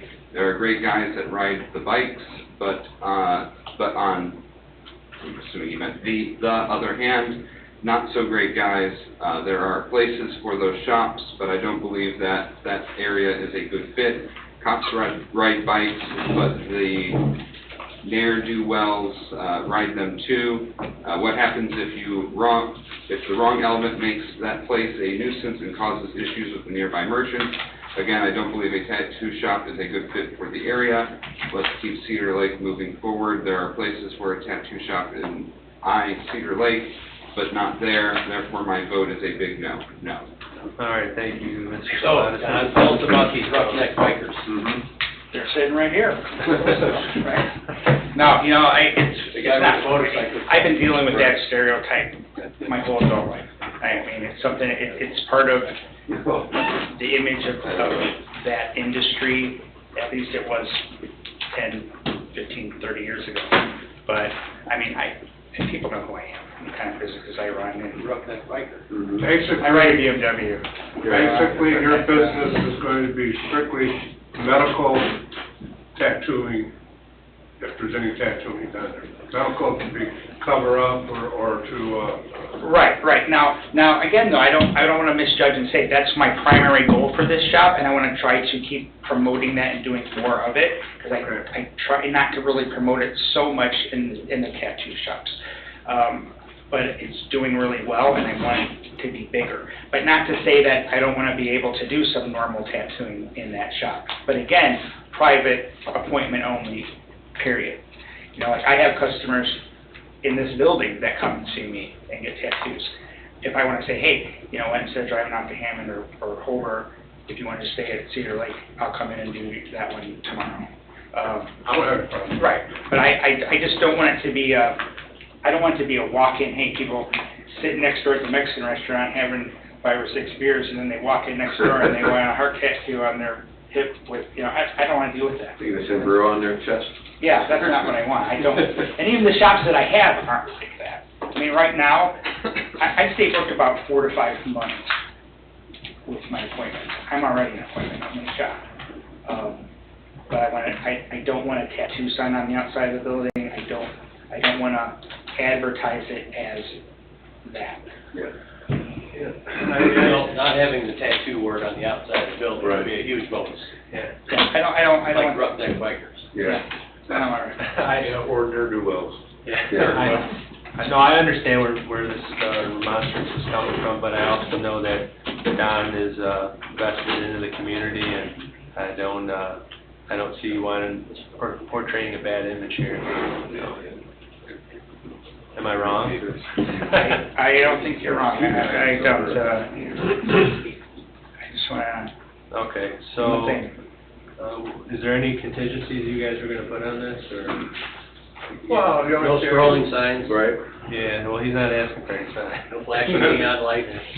You know what? That building was built in 1952.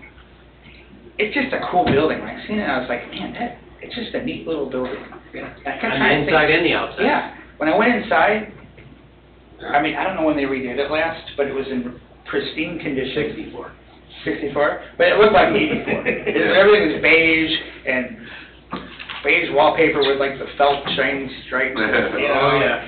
And, It's but I said, like you know time what, travel. I would want this building to look like kind of that mid-modern century, 50s style that it was built in. So I've been in there, I took all the wallpaper out, painted it, I mean, the colors in it are like 1957, you know? When you go in there and see it, I want people, when they come in, I got old like 50s furniture that's coming, and I want, with these women that I work on, most of them are 50, 60, even 70 years old. They're a little bit, you know, older. I want them to come in and feel comfortable, like they'll identify with this. They'll come in and, you know, they don't have guys walking around with big skulls on their necks, and you know, that's what I don't want. I want to attract these women and make them feel comfortable. They're so happy when they're done with this process. It's like I'm the last step in a 3 or 4 year process that changed their lives, and now they're done. And I want them to have it done in a space that they're comfortable. That's good. That's what I want. Yeah, great use for the building. No? No, other than, you know, just, hours of operation, I guess, and, I mean, obviously the foot traffic and flow is certainly not an issue, but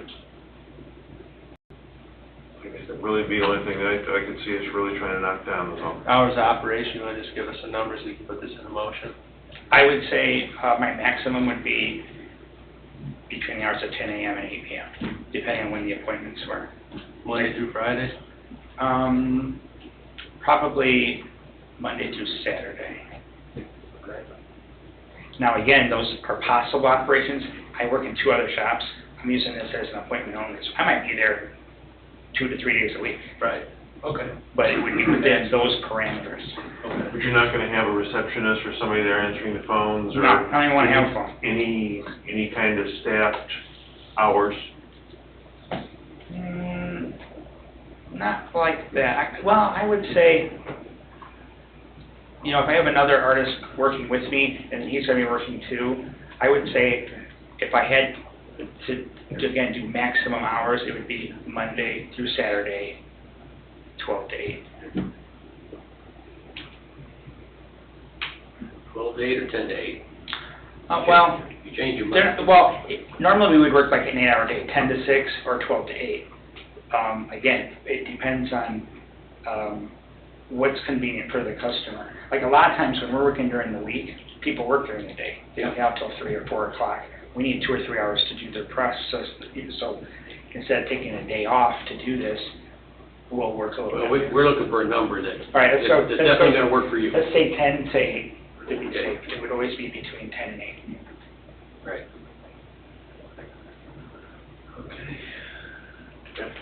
On your lunch break, you can get your tattoo and taco. Well, you might need somebody to roam down there on occasion to check the heat and stuff, it's real cold out there.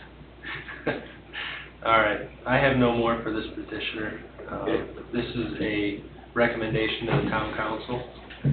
I'm looking for a motion for the town council. Mr. President, I make a motion that we send a favorable recommendation to the town council regarding 109 Broadway for the use variance to allow medical tattoo and tattoo removal studio in a B1 neighborhood business zoning district with the hours Monday through Saturday, 10 a.m. to 8 p.m. with the findings of fact.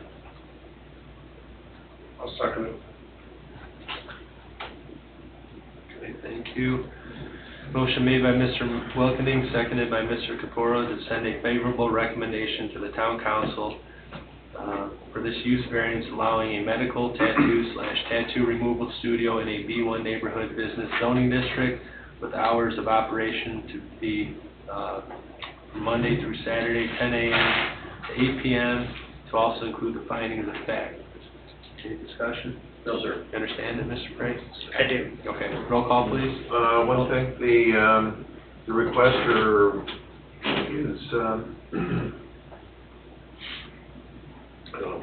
wording earlier about not having tattoo or anything on the building. I think that's kind of a nice idea. If you're talking about medical, removal and just, rather than having, like they said, where it said, where Dr. McDermott had his sign, no matter how small or how large, the I'll amend my motion to include tattoo. not using the word tattoo on the building. And a small sign in the window. Does that work for you? I don't really have a problem with that. Okay. I'll amend my second for that. Okay. Motion amended and seconded. Roll call. Mr. Jackson? Yes. Mr. Wilkening? Yes. Mr. Capora? Yes. Mr. Bungie? Yes. Mr. Rakupedo? Yes, motion carries 5-0. Thank you. Thanks for You sticking were around. easy one tonight. Yeah. I think I was the easiest one. All right. We should have went first. Any update items? Any update items? No. No? What's going on with Shane? Anything new yet? Or we gotta close the site? Yeah, we talked about it. Yeah, I got one question. Is your kitchen back together? It is. Good, I got a gift certificate. It's up, it's going right, I see it. Those are no good anymore. It expired. Do you have any public comment online? No? No one stuck around? Okay. Nobody even came online at all. All right, if that's all we have, then this motion is adjourned at 9:38 p.m. Yeah, we only got 3.